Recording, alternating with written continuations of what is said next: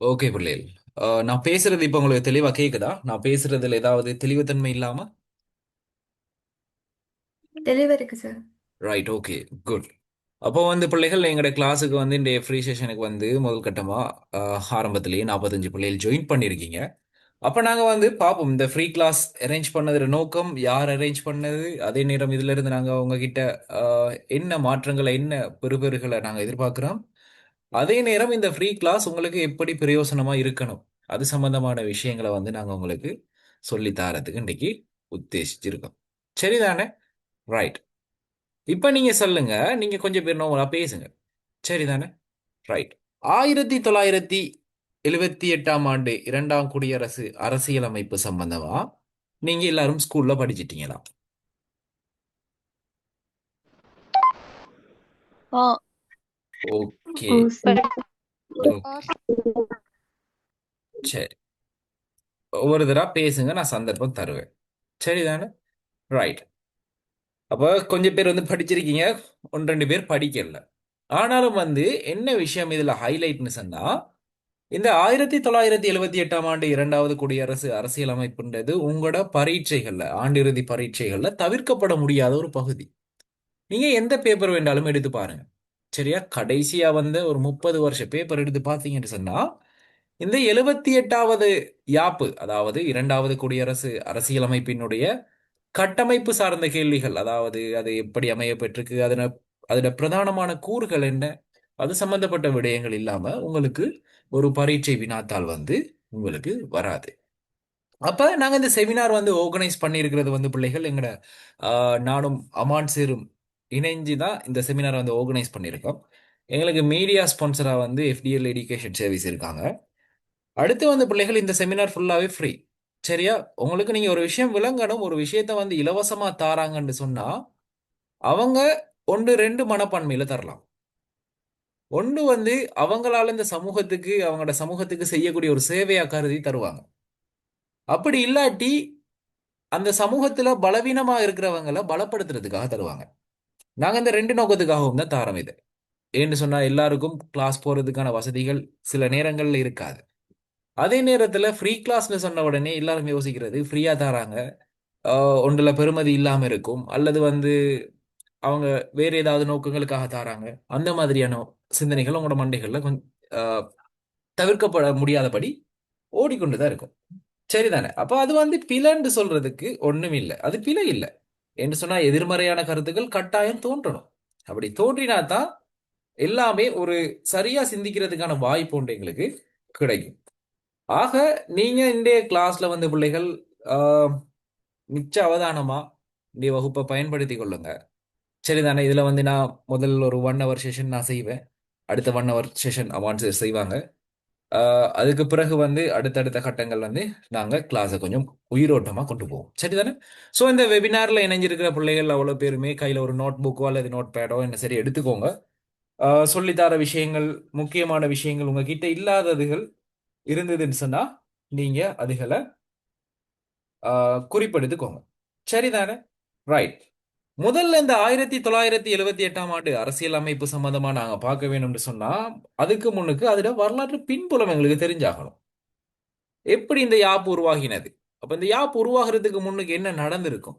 இந்த யாப்போட தேவை எங்களுக்கு கட்டாயமான ஒரு தேவையா இருந்ததா? அப்படியான ஒரு சூழல் வந்து எங்களுக்கு கட்டாயம் தெரிஞ்சிருக்கணும். அப்ப இந்த 78ஆம் ஆண்டு யாப்புக்கு முன்னரான காலகட்டம் சம்பந்தமா நாங்க பார்க்கிற நேரத்துல, அதாவது இந்த 1978ஆம் ஆண்டு அரசியலமைப்பு உருவாகிறதுக்கு முன்னைய காலகட்டம், அந்த காலகட்டத்தை நாங்க எடுத்து பார்க்கிற நேரத்துல நிறைய மாற்றங்கள், நிறைய அரசியல் அபிலாசைகள் இதுக்கு பின்னணியில தாக்கம் செலுத்தியிருக்கு. ஆக அந்த அடிப்படையில் இந்த 1978ஆம் ஆண்டு அரசியலமைப்பு உருவாக்கப்படுறதுக்கான பிரதானமான காரணம்னு பார்க்குற நேரத்தில் இலங்கை வந்து 1948ஆம் ஆண்டு இந்த காலனித்துவ ஆட்சியிலிருந்து விடுபட்டு பிரித்தானியர்களிடமிருந்து சுதந்திரம் பெற்று பிப்ரவரி 4 தன்னை ஒரு சுதந்திர நாடாக அறிவிக்கிறது. அப்படி அறிவிச்சாலும் கூட இலங்கையில தொடர்ச்சியாக 1947ஆம் ஆண்டு அறிமுகம் செய்யப்பட்டு தொடர்ச்சியாக அமுல்ல இருந்த 1948 இருந்து அமுல்ல இருந்த அந்த சோல்பரி அரசியலமைப்பு தான் எங்களை 1972ஆம் ஆண்டு முதலாவது குடியரசு அரசியலமைப்பு உருவாக்கப்பட்டு அது உத்தியோகபூர்வமாக நடைமுறைக்கு வரும் வரை எங்களை ஆண்டது.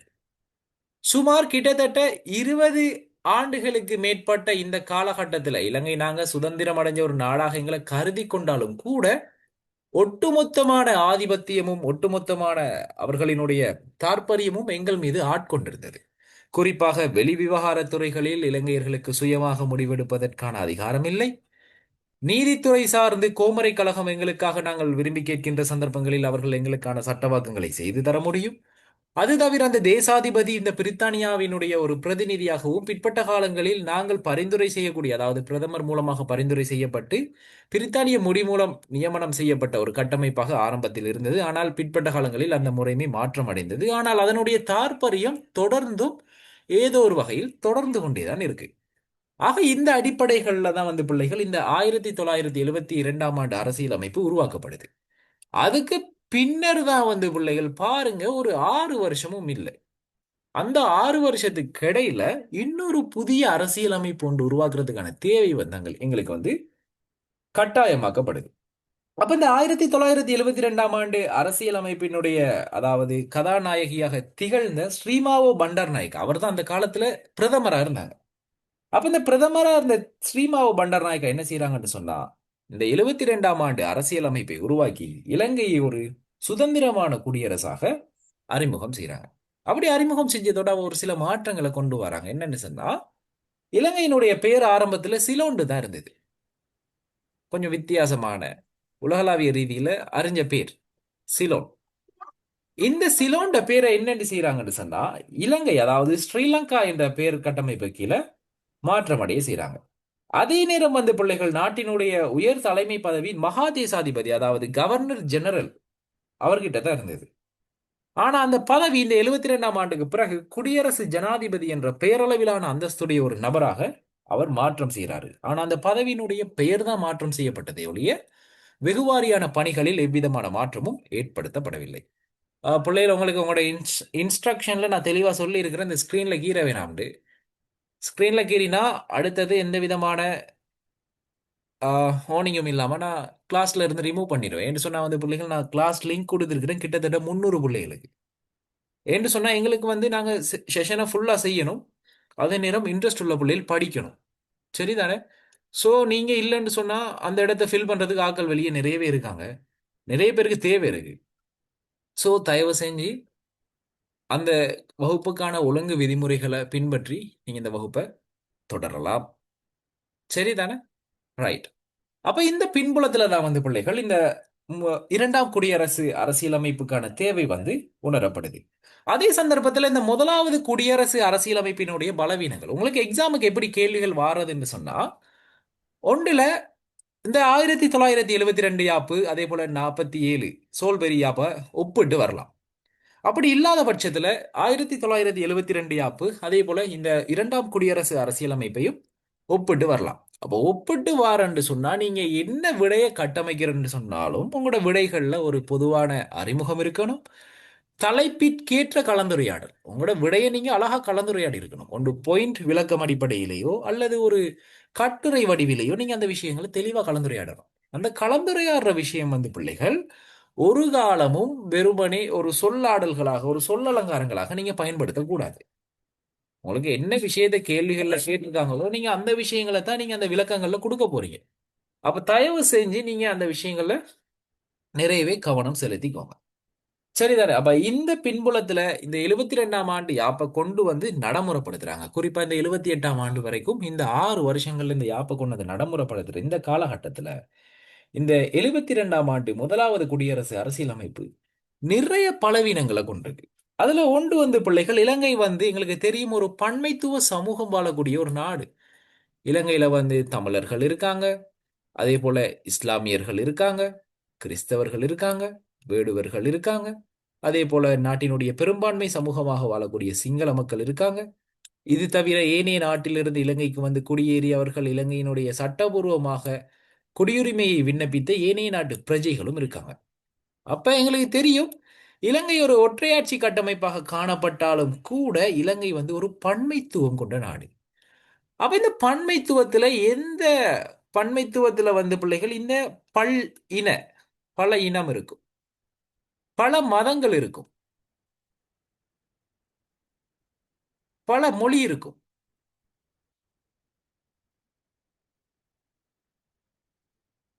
பல அடையாளங்கள் இருக்கும். இந்த இந்த விஷயங்களை வந்து எங்களுக்குன்ற ஒரு அடையாளம், ஒரு வரலாறு இருக்கும். இந்த விஷயங்களை மதிக்கிற நேரத்துல தான் அவரவருக்கு அவரவர் மதம் அவரவருக்கு பெருமதியானது. ஆக இந்த பன்மைத்துவத்தை மதிக்கிற நேரத்துல தான் இந்த விஷயங்கள் சாத்தியமாகும். ஆனா இந்த 72ஆம் ஆண்டு குடியரசு அரசியலமைப்பு என்ன செய்யுதுன்னு சொன்னா, இந்த பன்மைத்துவத்தை ஏற்க மறுக்குது. மிக முக்கியமா இந்த பன்மைத்துவத்துல வந்து பிள்ளைகள் இந்த ஆம், தமிழர்கள், அதாவது இலங்கையில் தமிழ் மொழி பேசக்கூடிய தமிழர்களினுடைய அடிப்படை உரிமைகளை வந்து பாதுகாக்க தவறுது. இது வந்து பிள்ளைகள் என்ன செய்யுதுன்னு சொன்னா, தமிழ் மக்கள் மத்தியில, அதாவது தமிழ் மொழி பேசக்கூடியவர்கள் மத்தியில, இந்த தமிழ் மொழி பேசக்கூடியவர்கள்னா நீங்க விளங்கிக் கொள்ளணும், தமிழ்னு சொன்ன உடனே நீங்க இந்துக்களை குறி வைக்க கூடாது. தமிழ்னு சொல்றது யார் யாரெல்லாம் அவர்களினுடைய தாய்மொழியாக தமிழை பேசுகிறார்களோ அவர்கள் அனைவருமே தமிழர்கள். இப்போ உதாரணமா நான் ஒரு தமிழன் என்று சொன்னா என்னுடைய தாய்மொழி தமிழ். அதே நேரம் கொழும்புல உள்ள ஒரு முஸ்லிமோ அல்லது ஒரு இந்து மதத்தவரோ அவருடைய தாய்மொழியாக அவர் அங்க சிங்களத்தை பேசினார்னு சொன்னா அவர் ஒரு சிங்கள மொழியை பின்பற்றக்கூடிய, அதாவது அவருடைய அடையாளம் சிங்களம் தான், அவரோட தாய்மொழி சிங்களம் தான். ஆக இந்த மொழியை அடிப்படையாக கொண்டு ஒரு பாரபட்சம் இலங்கையில நடக்குது. குறிப்பாக 1956ஆம் ஆண்டுகள்ல இடப்பட்ட அந்த அடித்தளம் தான் தொடர்ந்தும் இந்த 72கள்ல தாற்பயம் கொண்டிருக்கு. அப்ப இந்த 1956ஆம் ஆண்டு கொண்டு வரப்பட்ட அந்த சிங்கள மற்றும் அரசகர்ம மொழி சட்டம் இந்த விடயங்களை வந்து மிகவும் சிக்கலுக்குரியதாக மாற்றுது. அதே சந்தர்ப்பத்தில் வந்து பிள்ளைகள் இந்த 1972ஆம் ஆண்டு அரசியல் அமைப்புல கொண்டு வரப்பட்ட இந்த பொருளாதார மாற்றுக் கொள்கைகள், குறிப்பாக இந்த தேசியமயமாக்கல் சிந்தனைகள் வந்து பரவலாக இடம்பெறுது. யாப்பிலேயே வந்து சொல்லியிருக்கு என்னது, 1972ஆம் ஆண்டு யாப்போட பேர் என்னன்னு சொன்னா இலங்கை சோசியலிச சனநாயக குடியரசு. அதே நேரத்தில் எங்கட இரண்டாம் குடியரசு எடுத்து பார்த்தீங்கன்னு சொன்னா இந்த சோசியலிசம் வந்து இங்க இருந்தது 72ல. இரண்டாம் குடியரசு எப்படி பேரை மாத்துதுன்னு சொன்னா சோசியலிசமோட ஜனநாயகத்தை பெற தேவையில்ல, சரியா, ஜனநாயக சோசலிச குடியரசாக நாங்க பயணிப்போம். அதாவது ஜனநாயக விழுமியங்களை கைக்கொண்டு சோசலிச சிந்தனைகளினுடைய அடித்தளங்களை உள்வாங்கி நாங்க ஒரு குடியரசாக பயணிப்போம் என்ற அடிப்படையில் தான் இந்த பேர் வந்து நிறுவப்படுது. சரிதானே? அப்ப இந்த தமிழர்களினுடைய அடிப்படை உரிமைகள் பாதுகாக்கப்படவில்லை. அதே போல பொருளாதார ரீதியான மாற்று கருத்துக்கள், குறிப்பாக இலங்கையினுடைய பொருளாதாரம் இந்த பிரித்தானியரினுடைய வருகையோடு திறந்த முதலாளித்துவ பொருளாதாரமாகத்தான் இருந்தது. அது தொடர்ந்தும் இருந்தது. ஆனா இந்த 72ஆம் ஆண்டு ஆட்சி மாற்றத்துக்கு பிறகு இலங்கை வந்து ஒரு சுதந்திரமான தன்னிறைவான குடியரசாக அடைய வேண்டும் என்ற எண்ணத்துல இலங்கையினுடைய பொருளாதாரத்தை, அதாவது இலங்கையினுடைய கட்டமைப்புகள் எல்லாத்தையுமே தேசியமயமாக்கம் செய்றாங்க. இந்த தேசியமயமாக்கம் செஞ்சதோட எல்லாமே பெரும்பாலான பாரிய தொழிற்சாலைகள், கம்பெனிகள் எல்லாமே அரசுடைமையாக்கப்படுது. அதே நேரத்தில் இறக்குமதி தடை செய்யப்படுது. ஏற்றுமதி உள்நாட்டில் உள்ள பொருட்கள் ஓரளவு ஏற்றுமதி செய்யப்படுது. அப்ப இந்த சுச்சுவேஷன் வந்து என்ன செய்யுதுன்னு சொன்னா எங்களை வந்து மிக மோசமாக பாதிக்குது. அப்ப அந்த காலகட்டங்களில் நிறையவே பஞ்சங்கள், விலையேற்றங்கள், அதே நேரம் இறக்குமதிக்கான செலவுகள் அதிகம், இந்த மாதிரியான நிறைய பிரச்சனை இருக்கு. குறிப்பா எங்கட நாட்டில இருந்து தேயிலை, ரப்பர், தேங்காய்லாம் நாங்க ஏற்றுமதி செஞ்சாலும் கூட சர்வதேச சந்தையில அந்த பொருளுக்கான ஒரு நிலையான அதிகரித்த விலையுடைய அங்கீகாரத்தை வந்து எங்களால பெற்றுக்கொள்ளல. அதே நேரத்தில் எங்களுக்கு நாளாந்த வாழ்க்கையை நாங்கள் கொண்டு செல்லணும்னு சொன்னா எங்களுக்கு எரிபொருள் தேவை, அதே நேரம் இறக்குமதி செய்யப்பட்ட உணவு பண்டங்கள் தேவை. ஆனா அந்த மாதிரியான ஏற்பாடுகளும் இலங்கையில நடக்கல இந்த காலகட்டத்தில். அது என்ன செய்யுதுன்னு சொன்னா வந்து பிள்ளைகள் மிக முக்கியமாக எங்களினுடைய வாழ்வியல் அடித்தளத்தையும் பொருளாதார அடித்தளத்தையும் மிக மோசமாக பாதிக்குது. ஆக இந்த அடிப்படை வந்து பிள்ளைகள் ஒரு சோதனை காலகட்டமாகத்தான் இந்த 78ஆம் ஆண்டு யாப்பில் அதனுடைய தேர்தல் பிரச்சாரத்தில் ஜே.ஆர். ஜெயவர்தனாக்கள் வந்து பேசுறாங்க.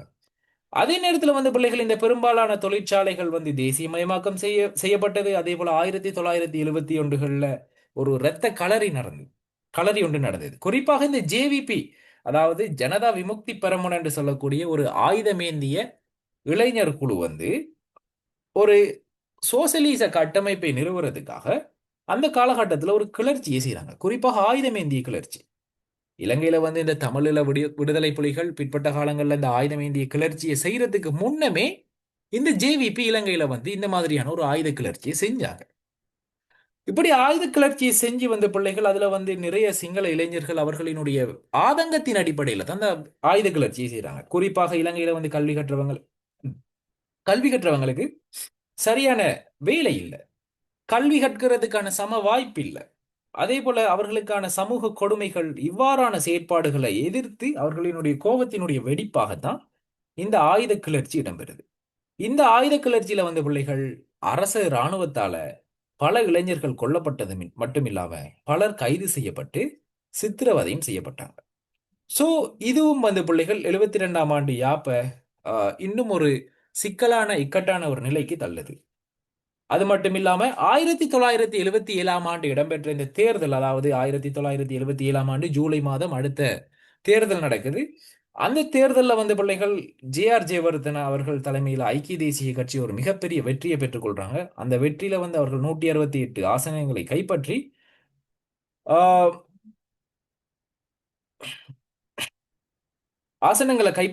இந்த ஸ்ரீமாவோ பண்டாரநாயக்காட அதாவது அவர்களுடைய அரசாங்கத்தை தோற்கடித்து இந்த சார் இது பொருளாதார கொஞ்சம் நெருக்கடி. சொல்லுங்களேன். ஆஹ், யாரும் பேசுறீங்களா? ஆமா சார். சொல்லுங்க. சார் 168 தொகுதிகள்ல 140 தொகுதிகள் தானே சார் கைப்பற்றினாங்க ஓ ஓ இல்லையா? ஓ ஓ, நான் மொத்த தொகுதிகளை சொல்றேன். சரி சார். ஓகே. எல்லாரும் உங்களோட உங்களோட பேர்ல வாங்க பிள்ளைகள். எல்லாரும் உங்களோட டிவைஸ்ல உங்களோட ஷோர்ட் நேம்ல வந்திருக்கீங்க. தயவு செஞ்சு உங்களோட பேரை ரீநேம் பண்ணிக்கொள்ளுங்க. ரைட். அப்ப இந்த உணவு பற்றாக்குறை, அதே மாதிரி இந்த தேசியமயமாக்கல் சிந்தனைகள், இது எல்லாத்தையுமே திருப்பி இல்லாமாக்கணும். அதுக்கு ஒரே ஒரு வழிதான் இருக்கு. ஒரு திறமையான ஜனாதிபதித்துவ ஆட்சி முறைமை ஒன்று வேணும். அவருக்கு வந்து எல்லா சர்வ அதிகாரங்களும் கொண்டிருக்கக்கூடிய தன்மையில வந்து அவர் வந்து இந்த நாட்டை ஆட்சி செய்யணும் என்ற அடிப்படையில வந்து பிள்ளைகள் இந்த தேர்தலுக்கான பிரச்சாரங்களை வந்து ஜே.ஆர். ஜெயவர்தனா முன்வைக்கிறார். இந்த ஜே.ஆர். ஜெயவர்தனா முன்வைத்த இந்த தேர்தல் பிரச்சாரம் வந்து பிள்ளைகள் குறிப்பாக பாதிக்கப்பட்ட மக்கள் மத்தியில அமோகமான வரவேற்பு பெறுது. உதாரணத்துக்கு வந்து இலங்கையில நாங்க கடந்த கால தேர்தல்களை எடுத்துக்கொள்வோம். நாங்க இந்த அரசாங்கத்தை தெரிவு செஞ்சதுக்கான காரணம் என்ன? நாங்க ஏற்கனவே கடந்த கால அரசாங்கங்கள்ல நிறையவே வழிகளை பட்டிருக்கோம். குறிப்பாக பொருளேற்றம், நாட்டுல பொருள் இல்ல, மருந்து இல்ல, பெட்ரோல் இல்ல, அதே போல இலங்கையினுடைய பணத்துக்கு வந்து எந்த விதமான பெறுமதிகளும் சர்வதேச ரீதியில இல்ல, டொலர்ட அதிகரிப்பு, இப்படி நிறைய பிரச்சனைகள் வந்து எங்கட மண்டையில ஓடிட்டே இருந்தது. ஸோ நாங்க தீர்வு ஒன்றை கொண்டு வரணும்னு சொன்னா அரசியல் ரீதியான ஒரு மாற்றத்தை கொண்டு வரணும்னு சொல்லி தான் நாங்க இலங்கையினுடைய தற்போதைய அரசாங்கத்தை வந்து நாங்க தெரிவு செஞ்சு எடுத்திருக்கோம். அப்ப இதே போன்ற ஒரு சூழல்ல தான் வந்து பிள்ளைகள் அங்கேயும் இருந்தாங்க. அங்க வந்து அந்த 1972 தொடக்கம் 77 எலெக்ஷன் நடக்கும் வரைக்கும் இப்படியான ஒரு நெருக்கடி தான் இருந்தது. அப்ப மக்கள் என்ன செய்றாங்க? ஆட்சி மாற்றத்தை விரும்பி அந்த ஆட்சியை வந்து ஜே.ஆர். கைகளில் கொடுக்குறாங்க. குறிப்பா அந்த ஜே.ஆர். வந்து பிள்ளைகள் ஐக்கிய தேசிய கட்சியினுடைய ஒரு பிரதிநிதியாக இருந்தாரு. பிற்பட்ட காலங்களில் தலைவராகவும் இருந்தாரு. சோ இவர் தான் வந்து பிள்ளைகள் இலங்கையினுடைய இந்த ஆட்சி கட்டமைப்பை வந்து கைப்பற்றிக் கொள்றார். ஆக அந்த அடிப்படையில வந்து பிள்ளைகள் இந்த 1972ஆம் ஆண்டு அரசியல் அமைப்பை நாங்க ஆழமா நோக்குற சந்தர்ப்பத்துல அதுல மிக தெளிவாக தெரியக்கூடிய குறைபாடுகள் சில இருக்கு. கொண்டு வந்த பிள்ளைகள் இந்த 1972ஆம் ஆண்டு அரசியலமைப்பினுடைய இந்த தேசிய அரசு பேரவை அதனுடைய சட்டவாக்கத்துறைக்கு பொறுப்பாக காணப்பட்ட அந்த தாவனம் அதிகளவு இறைமை பொருந்திய தாவனமாக காணப்பட்டதனால அங்க அந்த தாவனத்தை சவால் செய்யக்கூடிய அமைப்பொன்று அங்க இல்லை. அதனால நீதித்துறை கூட பலவீனம் அடைந்து அதனுடைய சுயாதீனம் உறுதிப்படுத்தப்படாத ஒரு நிலை வந்து அங்க காணப்படுது. இது வந்து பிள்ளைகள் ஒரு மிக முக்கியமான ஒரு தெளிவான குறைபாடாக காணப்படுகிறது. ரெண்டாவது விஷயம், பிள்ளைகள் ஒரு நிமிஷம் இருங்க.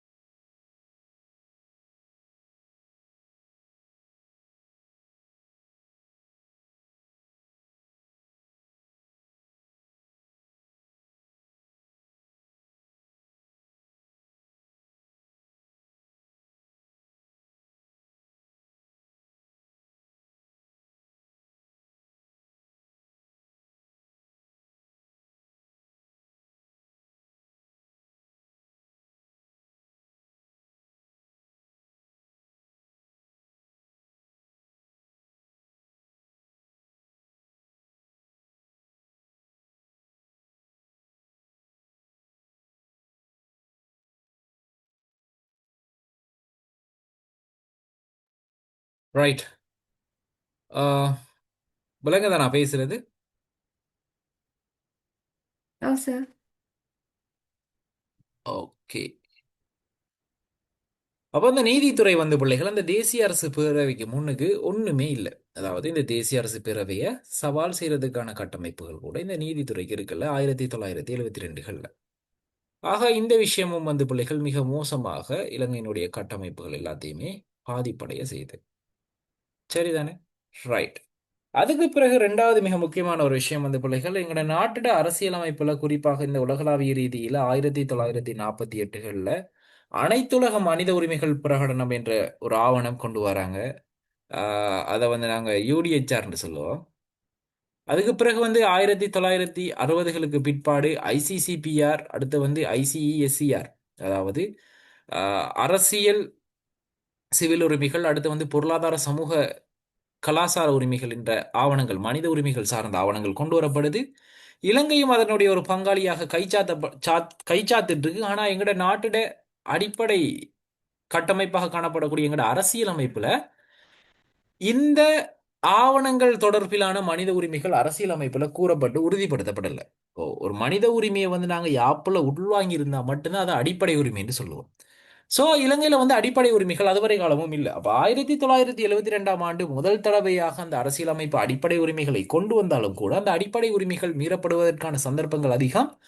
அவ்வாறு அடிப்படை உரிமைகள் மீறப்பட்டால் அதற்கான நிவாரணங்களை பெற்றுக்கொள்வதற்கான ஏற்பாடுகள் வந்து எங்களோட அரசியலமைப்புல 72களில் குறிப்பிடப்படல. சோ அதுவும் மிக முக்கியமாக ஒரு பாரிய ஒரு குற்றச்சாட்டாக முன்வைக்கப்படுது. அடுத்து வந்து பிள்ளைகள் ஜனாதிபதியை வந்து மக்களால நேரடியாக தெரிவு செய்யப்படுற கட்டமைப்பு இல்லை. எங்களுக்கு தெரியும் 72ல இந்த பிரதமரோட பரிந்துரை அடிப்படையில தான் இந்த ஜனாதிபதியினுடைய குடியரசு ஜனாதிபதி, அதாவது பெயரளவு ஜனாதிபதியினுடைய நியமனம் இடம்பெறும். ஆனா அது வந்து மக்கள் இறைமைக்கு முரணான ஒரு தத்துவம் என்ற அடிப்படையிலையும் அதனுடைய பலவீனம் புலப்படுது. அடுத்து இந்த நாட்டினுடைய பொருளாதார கொள்கையை வந்து பிள்ளைகள் மிக மோசமாக கையாண்டதனுடைய விளைவாக ஆட்சி மாற்றம் வேண்டும் என்ற அடிப்படையில வந்து இந்த விடயம் வந்து பார்க்கப்படுது. சோ இந்த காரணிகள் தான் வந்து பிள்ளைகள் இலங்கையினுடைய இந்த அரசியல் கட்டமைப்புகள்ல 1978ஆம் ஆண்டு. அன்மியூட் பண்ணுங்க கிருவா. சாரி, மியூட் பண்ணுங்க. ரைட். இந்த கட்டமைப்பு தான் எங்களுக்கு வந்து 1978ஆம் ஆண்டு இரண்டாம் குடியரசு அரசியலமைப்பு என்ற ஒரு அரசியலமைப்பை உருவாக்குவதற்கான அடித்தளமாக அமைந்தது. சோ இந்த விஷயங்கள் எல்லாம் நாங்க இவ்வளவு நேரம் பார்த்தது ஏன் 1978ஆம் ஆண்டு அரசியலமைப்பு தோற்றம் பெற்றது, ஏன் அதனுடைய பின்னணி, இதைத்தான் நாங்க இவ்வளவு நேரம் பார்த்திருந்தோம். இந்த விஷயம் கிளியரா உங்களுக்கு? Sir clear. ரைட். இப்ப நாங்க பார்க்க போறோம் பிள்ளைகள் 1978ஆம் ஆண்டு அரசியலமைப்பு அது தோன்றி அதனுடைய கட்டமைப்புகளை வந்து நிறுவுறதுக்கும் அதே நேரம் இந்த 1972ஆம் ஆண்டு அரசியலமைப்பு ஏன் தோல்வி அடையுது, தோல்வி அடைய காரணம். சரியா? நாங்க இந்த விஷயங்கள் தெளிவில்லாம எங்களுக்கு நாங்க யாப்புகள் படிக்க இயலாது பிள்ளைகள். விளங்குதா? யாப்புன்னு சொல்றது வந்து உடனே ஓடி வந்து இந்த இருக்கு பாருங்க, யாப்புல சொல்லப்பட்டிருக்கிற விஷயங்கள் அதனுடைய கட்டமைப்பு உங்களோட ஸ்கிரீனுக்கு ஷோ ஆகும் பாருங்க. இந்த இருக்கு. ஓடி வந்து மொழி, பிரஜா உரிமை, குடியரசு ஆட்சி இந்த விஷயங்களை சொல்லி தாரதில்லை யாப்பு படிக்கிற நேரத்துல. யாப்புன்றது வந்து பிள்ளை ஒரு நாட்டோட சட்ட உயிர் நாடி நாங்க சொல்றது. அப்ப அதை நாங்க படிக்கிற நேரத்துல எங்களுக்கு நல்லாவே தெளிவா நாங்க அந்த விஷயங்களை படிச்சு கொள்ளணும். அடுத்து வந்து படிக்கிற நேரத்துல அதோட அடி ஆணிவேர் எங்களுக்கு தெரிஞ்சாதான் எங்க பிரச்சனை இருக்கு. அப்ப பிரச்சனை தெரிஞ்சாதான் நாங்க சொல்யூஷனை தேடி போகலாம். அப்ப அந்த விஷயங்களை கட்டாயம் நாங்க தெரிஞ்சு கொள்ளணும். இப்ப நீங்க இதுக்கு முன்னுக்கு இந்த விஷயங்களை எங்கேயும் படிச்சீங்களோ எனக்கு தெரியா. 1972ஆம் ஆண்டு யாப்பு ஏன் தோல்வி அடைஞ்சது, தோல்வி அடைய காரணம், சரிதானே? அந்த விஷயங்களுக்கு தெரியணும். அடுத்து வந்த பிள்ளைகள் எங்களுக்கு ஏன் புதிய அரசியல் அமைப்பு ஒன்று தேவைப்பட்டது, ஏன் எங்களுக்கு புதிய அரசியல் அமைப்பு ஒன்று தேவைப்பட்டது, சரிதானே? ஏன் எங்களுக்கு புதிய அரசியல் அமைப்பு ஒன்றுக்கான தேவை வந்து இடம்பெற்றது. அடுத்து நாங்க பார்க்க போற இன்னொரு மிக முக்கியமான தலைப்பு வந்து பிள்ளைகள், இந்த 1978ஆம் ஆண்டு, சாரி 78ஆம் ஆண்டு யாப்பினுடைய சிறப்பம்சங்கள். யாப் உருவாக்கத்துல யாப்புல என்னென்ன விஷயங்கள் உள்வாங்கப்பட்டிருக்கு, யாப்போட சிறப்பம்சங்கள்.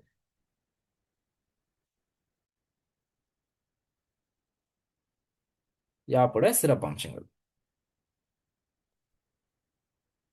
ரைட். இந்த விஷயங்கள் தான் நாங்க இன்னைக்கு பார்க்க போறோம். சரியா? இந்த செஷன் வந்து நான் தான் உங்களுக்கு ஃபுல்லா செய்வேன்.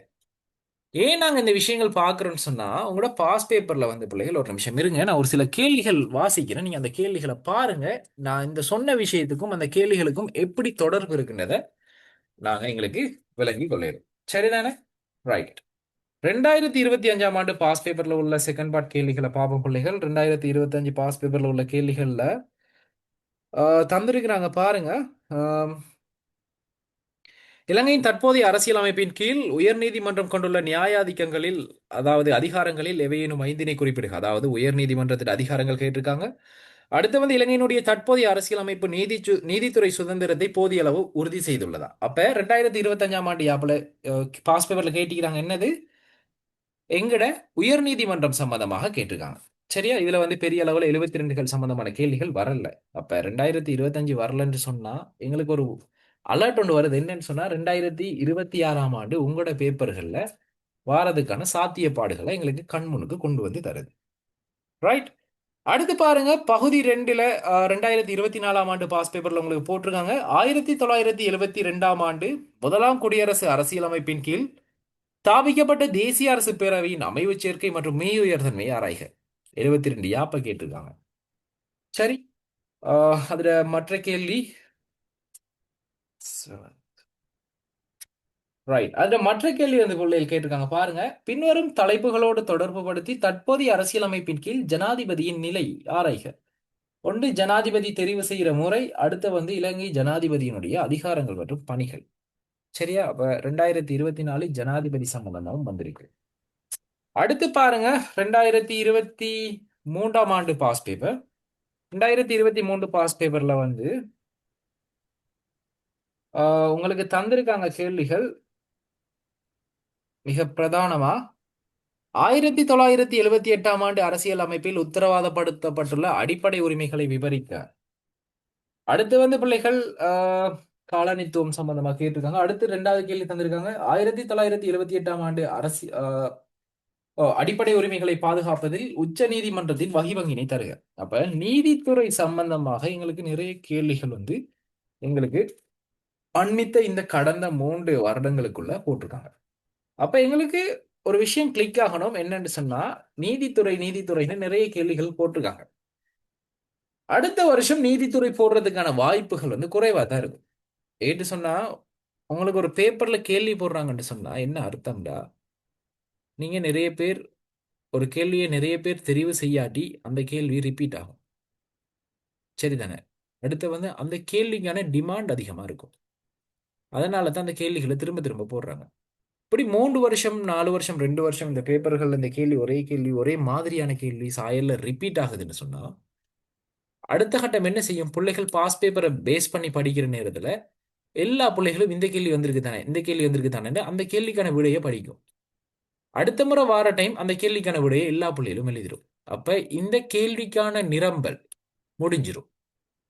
அதாவது இந்த டிமாண்டுக்கான சப்ளை வந்து கிடைச்சிரும். அப்ப எங்களுக்கு அடுத்த கட்டம் என்ன நடக்கும்னு சொன்னா, எங்களுக்கு புதிய ஒரு கேள்வி வேற ஒரு விதத்துல வேற ஒரு பகுதியில இருந்து உடைஞ்சு வரும். அப்ப நான் சொல்லித்தர இந்த பாட் சில சமயங்கள்ல சிறு குறிப்புக்கு வரலாம். 1978ஆம் ஆண்டு 72ஆம் ஆண்டு அரசியலமைப்பின் குறைபாடுகள் இது சிறு குறிப்புக்கு வரலாம். அப்படி இல்லாட்டி 1978ஐயும் 72ஐயும் நீங்க கம்பேர் பண்ணி நீங்க விட எழுத போறீங்கன்னு சொன்னா, கட்டாயமா நீங்க அங்க என்ன செய்ய வேணும்னு சொன்னா, இந்த வரலாற்று பின்புலம் அதனுடைய தோற்ற பின்னணி சம்பந்தப்பட்ட காரணிகளையும் நீங்க அங்க கட்டாயமாக பேசியே ஆகணும். சரிதானே? இந்த விஷயத்தை நீங்க கொஞ்சம் ஆழமாக மனம் கொண்டுக்கோங்க. சரிதானே? ரைட். ஓகே. இன்னொரு தடவை விளங்கப்படுத்த சொல்லி கேட்டிருக்கீங்கம்மா. எனக்கு சொல்லித்தரது பிரச்சனை இல்லை. நீங்க எந்த கன்செப்டை கேட்குறீங்கன்னு கொஞ்சம் சொல்றீங்களா? ஸ்பெசிஃபிக்கா அந்த கான்செப்டை மட்டும் சொல்லுங்க. எனக்கு திரும்ப A to Z ஃபெஸ்ட்ல இருந்து ஏறியல அது. நான் அதுக்காகத்தான் சொன்னது. ஒன் டைமுக்கு கிளாஸுக்கு ஜாயின் பண்ணுங்க. கண்டினியூவா இருங்க. சரி, அப்ப நாங்க பார்ப்போம். இந்த விஷயங்கள் தான் வந்து பிள்ளைகள் மிக பிரதானமானது. அப்ப 1978ஆம் ஆண்டு அரசியலமைப்பு ஏன் எங்களுக்கு உருவாக்கப்படுது? அது சம்பந்தமான விஷயங்கள் வந்து நான் உங்களுக்கு ஆல்ரெடி டிஸ்கஸ் பண்ணிட்டேன். அடுத்து நாங்க பார்ப்போம் பிள்ளைகள், ஏன் இந்த முதலாவது குடியரசு அரசியலமைப்பு தோல்வி அடையுது. சரியா? இதுல வரலாற்று பின்னணி நாங்க பார்த்துட்டோம். வரலாற்று பின்னணி நாங்க பார்த்துட்டோம். இது சரி. அடுத்து பார்ப்போம், ஏன் இந்த 72ஆம் ஆண்டு அரசியலமைப்பு தோல்வி அடைந்து 78ஆம் ஆண்டு அரசியலமைப்பு வந்து எங்களுக்கு உருவாக்கப்படுதுன்னு சொன்னா, இலங்கையில வந்து பிள்ளைகள் இந்த 1972ஆம் ஆண்டு அரசியலமைப்பு ஒரு தேசம் தன்னுடைய அங்கீகாரத்தை, ஒரு நாட்டினுடைய தலையெழுத்தை அவர்களினுடைய கைகளாலேயே எழுதிய ஒரு வரலாறாகத்தான் நாங்க இந்த 72ஆம் ஆண்டு அரசியலமைப்பை வந்து நாங்க பார்க்கிறோம். அப்ப எங்களுடைய யாப்பிலேயே சொல்லப்பட்டிருக்கு, என்னன்னு சொன்னா 72 யாப்புல சொல்லப்பட்டிருக்கு, நாங்களே எங்களுக்கான அரசியலமைப்பை உருவாக்கிக் கொள்கிறோம் என்ற அடிப்படையில தான் இந்த 72ஆம் ஆண்டு அரசியலமைப்பு வந்து பிள்ளைகள் உருவாக்கப்பட்டிருக்கு. இந்த 72ஆம் ஆண்டு அரசியலமைப்பு உருவாக்கப்பட்டாலும் கூட மிக பிரதானமாக இந்த அரசியலமைப்புல வந்து பிள்ளைகள் தோல்வி அடைகிறதுக்கு ஒரு சில காரணிகள் இருக்கு. குறிப்பாக அதனுடைய கட்டமைப்பு சார்ந்த காரணிகள். அதுல ஒன்றுதான் இந்த தேசிய அரசு பேரவைக்கு அதிக அதிகாரத்தை வழங்கினது மட்டும் இல்லாம அவர்களினுடைய நீதிமன்ற கட்டமைப்புக்கு நீதி புனராய்வு செய்யற அதிகாரத்தை இல்லாமக்குறாங்க. எங்களுக்கு தெரியும், நீதி புனராய்வு ஒரு ஜனநாயகத்தை நிலைநாட்டுறதுல எந்த அளவு தூரம் முக்கியமான ஒரு கருவி என்று. நீதி புனராய்வு அதிகாரம்னா முதல்ல நீங்க விளங்கிக் கொள்ளணும். என்னன்னு சொன்னா, நீதி புனராய்வு அதிகாரம்னு சொன்னா, நாங்க எங்களுக்கு தேவையான சட்டங்களை எங்களை சட்டவாக்க துறைகள்ல நாங்க செஞ்சு கொள்வோம். விளங்குதா? எங்களுக்கு தேவையான சட்டவாக்க அதிகாரங்கள் எல்லாமே எங்களுடைய சட்டத்துறை மூலமாக கிடைக்கப்பெறுது. சட்டத்துறையும் நிறைவேற்றுத்துறையும் இணைந்து ஒரு சட்டவாக்கம் செய்வாங்க. அதுல இந்த நீதி புனராய்வு, இந்த நீதித்துறை வந்து என்ன செய்யும்னு சொன்னா, அது தொடர்பான ஒரு முழுமையான கண்ணோக்குகளை வழங்கும். அப்ப ஒரு சட்டம் அல்லது ஒரு சட்ட மூலம் அரசியலமைப்புக்கு முரணாக காணப்பட்டா, எங்களோட யாப்பு தான் எங்களுக்கு தெரியும், எங்களோட நாட்டோட ஒரு உயர்வான சட்டம். அந்த சட்டம் கட்டாயமாக மதித்து போற்றப்பட வேண்டும், பாதுகாக்கப்பட வேண்டும், அதற்கான கண்ணியம் அளிக்கப்பட வேண்டும். அப்ப அந்த அரசியலமைப்புக்கு முரணாக காணப்படுமா இருந்தா, இந்த நீதித்துறைக்கு ஒரு அதிகாரம் இருக்கு. இந்த சட்டம் மூலம் அல்லது இந்த சட்டம் யாப்புக்கு முரணா இருக்கு, ஸோ தயவு செஞ்சு அதை ரத்து செய்யுங்க அல்லது ஏதாவது மறுசீரமைப்புகளை செஞ்சுட்டு கொண்டு வாங்க, சட்டமாக்குவோம் அப்படின்னு சொல்லுவாங்க. இது வந்து நீதி புனராய்வு அதிகாரம் பிள்ளைகள். இந்த நீதி புனராய்வு அதிகாரத்தை வந்து இந்த 72ஆம் ஆண்டு குடியரசு அரசியலமைப்புல இல்லாம ஆக்கியிருந்தாங்க. அது மட்டும் இல்லாம இந்த சட்டவாக்கத்துல அதனுடைய சட்ட சபையாக காணப்பட்ட இந்த தேசிய அரசு பேரவை ஒரு பலம் பொருந்திய அதிக அதிகாரம் கொண்ட ஒரு தாபனமாக இருந்ததுனால எங்களால ஒண்ணுமே செஞ்சுக்க இயலாம போயிட்டு. சரி, இது வந்து இந்த 1972ஆம் ஆண்டு அரசியலமைப்பு தோல்வி அடைகிறதுக்கு ஒரு காரணம். ரெண்டாவது காரணம் பார்க்குற நேரத்தில் வந்து பிள்ளைகள், எங்களை அடிப்படை உரிமைகளுக்கு நேரடியான நீதி அணுகல் கட்டமைப்புகள் இல்லை. அதாவது எங்களுக்கு வந்து சமத்துவத்திற்கான உரிமை, சுதந்திரத்துக்கான உரிமை, விரும்பிய கலாச்சாரத்தை பின்பற்றதுக்கு, விரும்பிய மதத்தை பின்பற்றதுக்கான உரிமைகள் எல்லாமே எங்களோட யாப்புல உள்வாங்கப்பட்டிருக்கு. இது எல்லாமே அடிப்படை உரிமைகளாக எங்களோட அரசியலமைப்புல உள்வாங்கப்பட்டிருக்கு.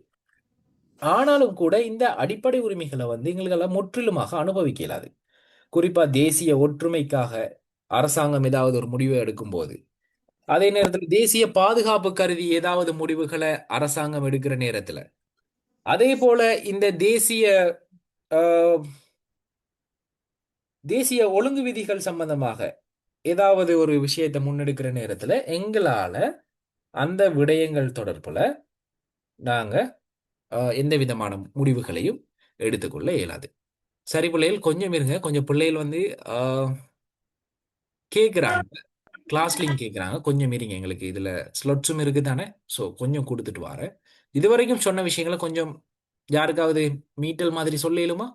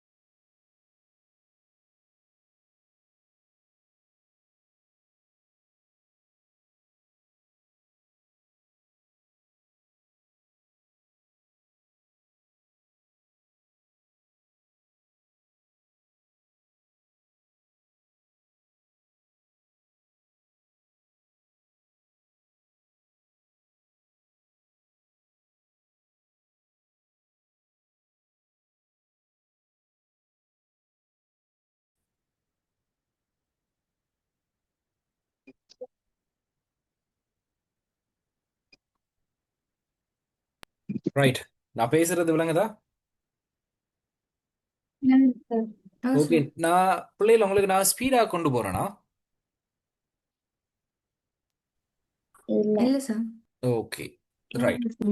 Okay, okay. அப்ப இந்த பொது பாதுகாப்பு, தேசிய ஒற்றுமை, அதே நேரம் பொது விவகாரம், பொது ஒழுங்குகள் கருதி இந்த சமத்துவத்திற்கான உரிமையோ அல்லது இந்த மத சுதந்திரத்திற்கான உரிமையோ கலாச்சார உரிமையோ மட்டுப்படுத்துவாங்க. ஸோ அது வந்து ஒரு குறைபாடாக காணப்படுது பிள்ளைகள். அதே நேரத்தில் இந்த அரசியல் கோட்பாடுகள் ஒரு சிலதை வந்து நீதிமன்றத்தால் நடைமுறைப்படுத்த இயலாது. குறிப்பாக வந்து பிள்ளைகள் இந்த உருப்புரை 16 1972ஆம் ஆண்டு அரசியல் அமைப்புல உருப்புரை 14ல வந்து பிள்ளைகள் 16ல வந்து சொல்லப்பட்டிருக்கு. இந்த அதாவது அரச கொள்கை வழிகாட்டி தத்துவம் சம்பந்தமான விஷயங்கள் சொல்லப்பட்டிருக்கு. அதாவது இது வந்து ஒரு நல்ல விஷயம். அரச கொள்கை வழிகாட்டி தத்துவம்ன்றது ஒரு நல்ல விஷயம். ஒரு அரசு என்னென்னதை அடைஞ்சு கொள்ள விரும்புது, அவங்க அந்த காலகட்டத்தில் என்னென்ன விஷயங்களை செய்ய விரும்புறாங்க, அதை எப்படி ஒரு அபிவிருத்திக்கு பங்களிக்குது.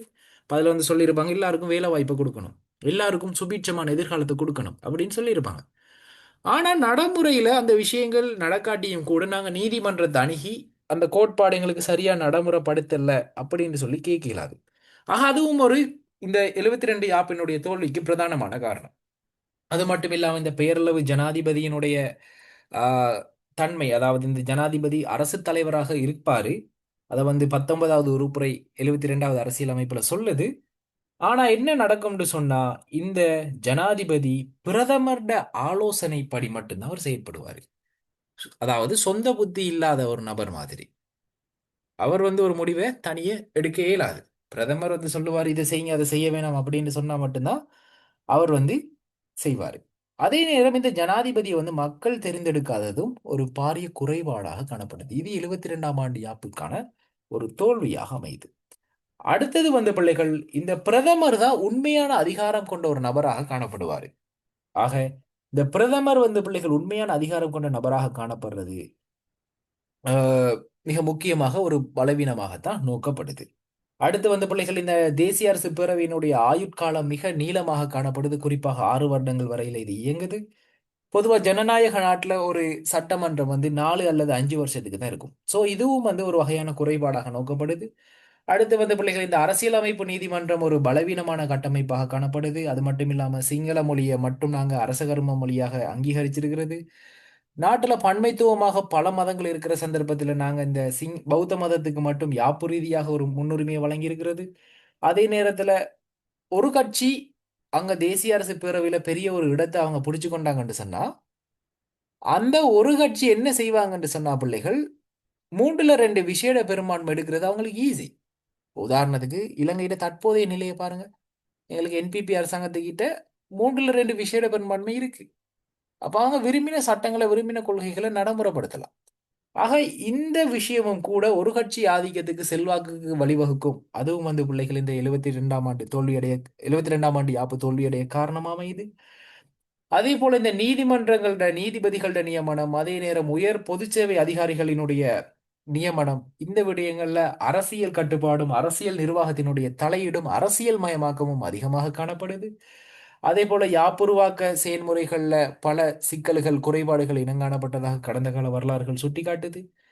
யாப்புல குறிப்பிடப்பட்ட இந்த சமூக ஜனநாயக சிந்தனைகள் முறையாக நடைமுறைப்படுத்தல, நீதி புனராய்வு அதிகாரம் இல்ல, ஜனாதிபதியை நேரடியா தெரிவு செய்யல, அது மட்டும் இல்லாம தேசிய ஒற்றுமையை வலியுறுத்துறதாக சொல்லி இந்த சிறுபான்மை மக்களை வந்து அந்நியப்படுத்துது. ஆக இந்த மாதிரியான விஷயங்கள் எல்லாமே வந்து பிள்ளைகள் இந்த 1972ஆம் ஆண்டு அரசியலமைப்புக்கான ஒரு குறைபாடாகவும் அந்த குறைபாடு மூலமாக அந்த அரசியலமைப்பு தோல்வி அடைகிறதுக்கும் ஒரு காரணியாக அமையுது. ஸோ இந்த பின்னணியில தான் வந்து பிள்ளைகள் 78ஆம் ஆண்டு அரசியலமைப்பு வந்து எங்களுக்கு உருவாக்கம் பெறுது. ஸோ இந்த விஷயம் விளங்கிட்டா ஏன் 72ஆம் ஆண்டு யாப்பு தோல்வி அடையுது. ஆ சார் விளங்கிட்டு. சரி, சார். இப்போ உங்களுக்கு ஒரு சின்ன சந்தர்ப்பம் ஒன்று தாரேன். இதுவரைக்கும் பார்த்த விஷயங்கள் என்ன சரி சந்தேகம் இருந்தா நீங்க கேட்டுக்கோங்க.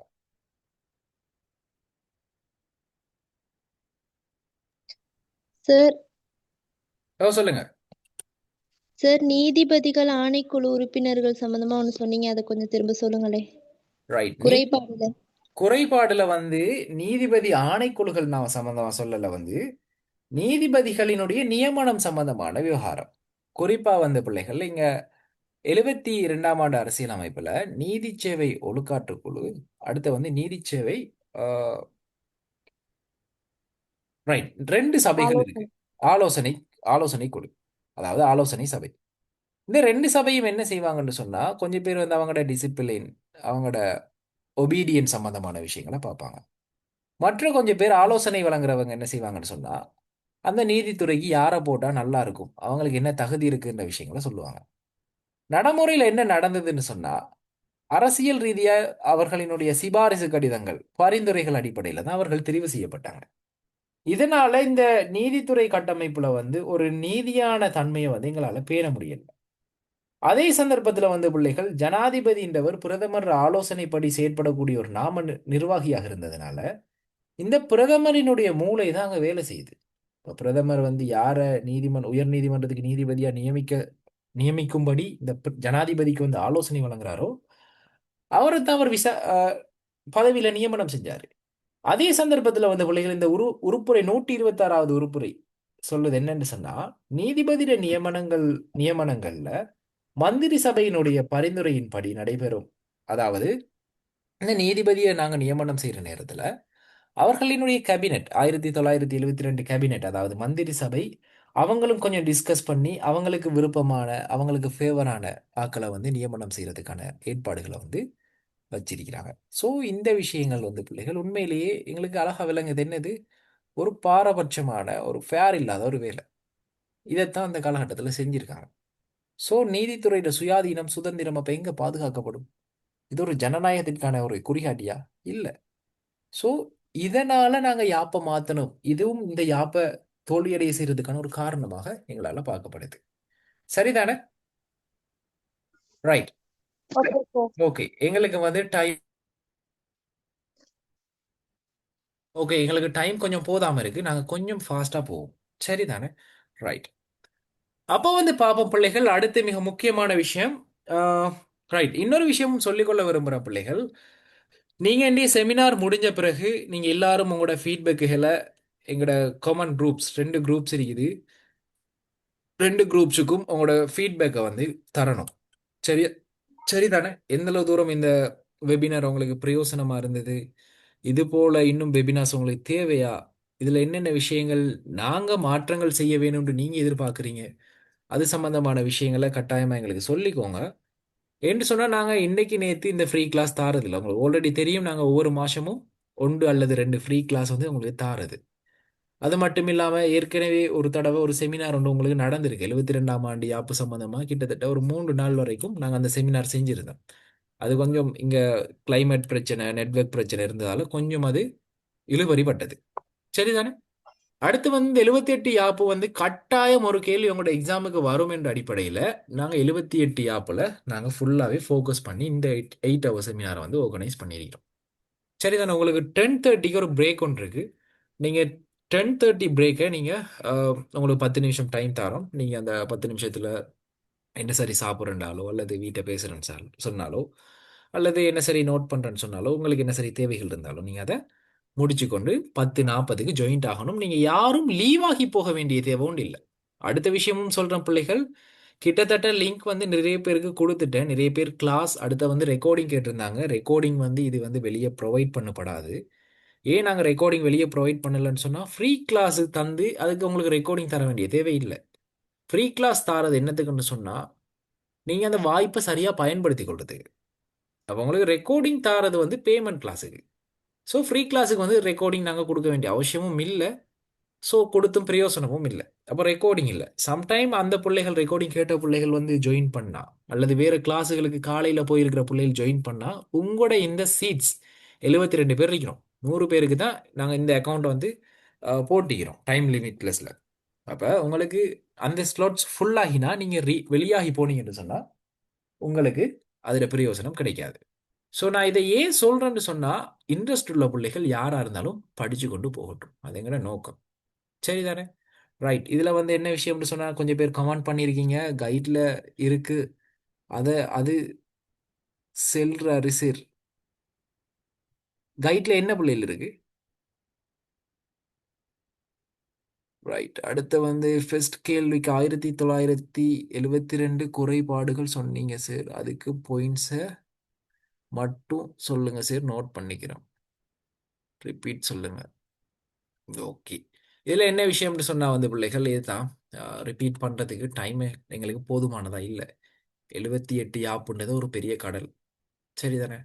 ஒன் டைமில் சொல்லக்கொள்ள ஒன்று கிரகிக்கணும். அப்படி இல்லாட்டி ஒரு பாயிண்ட்டை சொல்லக்கொள்ள நான் உங்களுக்கு அடுத்த பாயிண்ட்டுக்கு இடையில 2 நிமிஷம் வரையும் எடுப்பேன் ஒரு பாயிண்ட் சொல்லி முடிக்க. அப்போ அதுக்கடையில் நீங்கள் அதில் மெயின் பாயிண்ட்டை நீங்கள் நோட் பண்ணி எடுத்துக்கொள்ளலாம். அந்த விஷயங்களை கொஞ்சம் பாருங்க. அடுத்து வந்து பிள்ளைகள் உங்களுக்கு ஒரு கிராண்ட் செமினார் ஒன்று அரேஞ்ச் பண்ணப்பட்டிருக்கு. 25, 26 2 நாளும் 16 மணித்தியாலங்கள் கொண்ட ஒரு செமினார். அதில் வந்து ஒரு முழுமையான வினாத்தாள் கையேட்டோட இந்த செமினார் வந்து நடக்கும். 2 நாள் நடக்கும், சனி ஞாயிறு.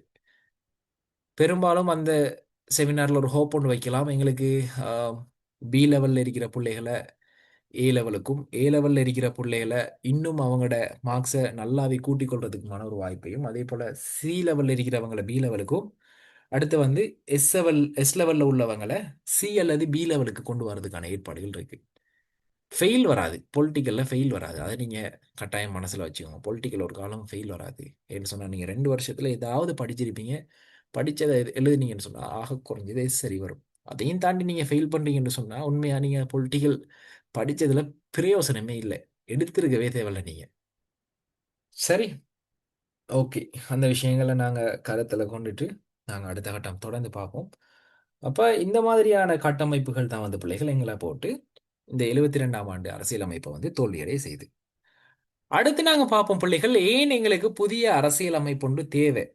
இப்போ என்னத்துக்காக நாங்கள் ஒரு புதிய அரசியல் அமைப்பு நாங்கள் கொண்டு வந்தோம் அப்படின்னு சொன்னால், இந்த 72ஆம் ஆண்டு அரசியல் அமைப்பு அமலுக்கு வந்து 6 ஆண்டுகள்லேயே மக்களோட நம்பிக்கை எல்லாமே நாசமாகிட்டு. குறிப்பாக நாட்டில் அபிவிருத்தி ஏற்படும்னு சொன்னாங்க, ஆனால் ஏற்படலை. தேசியமயமாக்கல் மூலமா எல்லாருக்கும் வேலை வாய்ப்பு கிடைக்கும்னு சொன்னாங்க, ஆனால் கிடைக்கல. இந்த மாதிரியான பிரச்சனைகள் எல்லாமே இந்த 72ஆம் ஆண்டு அரசியலமைப்பை இன்னும் இன்னும் களங்கப்படுத்துது. அப்ப எங்களுக்கு ஒரு புதிய அரசியலமைப்பு ஒன்று தேவை. அப்பதான் இந்த சந்தர்ப்பத்தை பயன்படுத்தி கொண்ட, இந்த யாப்பினுடைய குறைபாடுகளை அறிந்து கொண்ட இந்த ஜே.ஆர். ஜெயவர்தனா என்ன செய்யறாங்கன்னு சொன்னா, முதல் தடவையா அவர் வந்து ஒரு பெரிய சக்தி மிகுந்த ஒரு தேர்தலுக்கு வந்து தயாராகிறாரு. குறிப்பா 1971ஆம் ஆண்டு நடைபெற்ற அந்த ஜேவிபி கிளர்ச்சி கூட இந்த பின்புலத்துல நடந்த ஒரு விஷயத்தினுடைய ஒரு வெளிப்பாடு தான். அப்ப 1977ஆம் ஆண்டு இந்த பொது தேர்தலில் ஐக்கிய தேசிய கட்சி ஒரு வரலாறு காணாத ஒரு வெற்றியை பெறுது. குறிப்பாக ஸ்ரீமாவோ பண்டார் நாயக்காட கட்சியை வந்து ஒரு குறைந்தளவு ஆசனங்களை கொண்டிருக்கத்தக்கன இந்த ஐக்கிய தேசிய கட்சி ஒரு மிகப்பெரிய ஆசன கட்டமைப்பை வந்து கொண்டிருக்கு. அப்ப அதுலதான் ஜே.ஆர். ஜெயவர்தனா சொல்றாங்க என்னன்னு சொன்னா, மக்களுக்கு ஒரு முக்கியமான விஷயத்த சொல்றாரு. எங்களோட பொருளாதார நடைமுறையில மாற்றத்தை, எங்களுக்கு பொருளாதார நடைமுறை தேவையில்லை, எங்களுக்கு வந்து ஒரு மாற்றம் தான் தேவை. பொருளாதார நடைமுறையை வச்சுக்கொண்டு நாங்கள் எதுவும் செய்ய இயலாது. அரசியல் ரீதியான மாற்றங்கள் இருக்கிற சந்தர்ப்பங்கள்ல எந்த பொருளாதாரமா இருக்கட்டும், எந்த சமூக மாற்றமா இருக்கட்டும், எந்த கலாச்சார மாற்றங்களா இருக்கட்டும், எந்த மாற்றங்களா இருந்தாலும் சுமூகமாக அந்த மாற்றத்தை செஞ்சு கொண்டு போகலாம். ஆகவே எங்களுக்கு பொருளாதாரத்தை விட மாற்றம் தான் அவசியம்னு சொல்லி இந்த ஜே.ஆர். ஜெயவர்தன ஒரு சில புதிய கொள்கைகளை உள்வாங்குறாரு. அதாவது அந்த காலகட்டங்களில் வேர்ல்டு வைடா ட்ரெண்டிங்ல இருந்த கொள்கைகள் கொண்டு வந்து வெளிநாட்டு முதலீட்டை ஒரு நாட்டுக்குள்ள கொண்டு வர்றது. அடுத்து வந்து பிள்ளைகள் சுதந்திர வர்த்தக வலயங்களை உருவாக்குறது. அடுத்து வந்து உலகமயமாக்கலுக்கு வழிவகைகளை வழங்குறது. சந்தைப்படுத்தல் வசதிகளை விரிவாக்கம் செய்கிறது. தனியார் மயப்படுத்தலை ஊக்குவிக்கிறது. இது எல்லாமே மிக முக்கியமான இந்த தாராளவாத சிந்தனையினுடைய கொள்கைகளாக காணப்பட்டது. குறிப்பா ஐக்கிய தேசிய கட்சியினுடைய கொள்கையும் கூட இந்த தாராளவாத சிந்தனையினுடைய பின்புலத்தை சார்ந்தது. ஆகவே இந்த விடயங்களை இல்லாதொழிக்கவும் எங்களுக்கு ஒரு புதிய அரசியலமைப்பு தேவைன்னு சொல்லி ஜே.ஆர். ஜெயவர்தன தன்னுடைய தேர்தல் காலகட்டங்களிலையும் தேர்தலுக்கு பின்னரான ஆட்சி அமைக்கக்கூடிய காலகட்டத்திலையும் யாப்பு மாற்றத்துக்கான பிரதானமான எண்ணங்களை தன்னுடைய ஒவ்வொரு சந்தர்ப்பங்களையும் வெளிப்படுத்தியிருந்தார். குறிப்பா அந்த ஜே.ஆர். ஜெயவர்தனா வந்து பிள்ளைகள் ஒரு சாதாரணமான அரசியல்வாதி எங்களால சொல்லிட இயலாது. அவர் வந்து உண்மையாவே ஒரு நன்கு கற்ற ஒரு பண்டிதர்னு தான் சொல்லணும். என்று சொன்னா இலங்கையை பிரதிநிதித்துவம் செய்து பல நாடுகள்ல பல மேடைகள்ல பேசியிருக்கக்கூடிய ஒரு நபர் சர்வதேச ரீதியாக. அப்ப அவர்களினுடைய கருத்துக்கள் எல்லாமே இலங்கையினுடைய அபிவிருத்தியை நோக்கி அவரினுடைய மாஸ்டர் பொலிட்டிக்ஸை நோக்கி தான் இந்த கருத்துக்கள் எல்லாமே இருந்திருக்கு. அப்ப இவர் வந்து ஒரு சில விஷயங்களை வந்து கை வைக்கவே இல்லை. யாப்பு மாற்றத்தை கொண்டு வந்தாலும் சாரி புலே யாப்பு மாற்றத்தை கொண்டு வந்தாலும்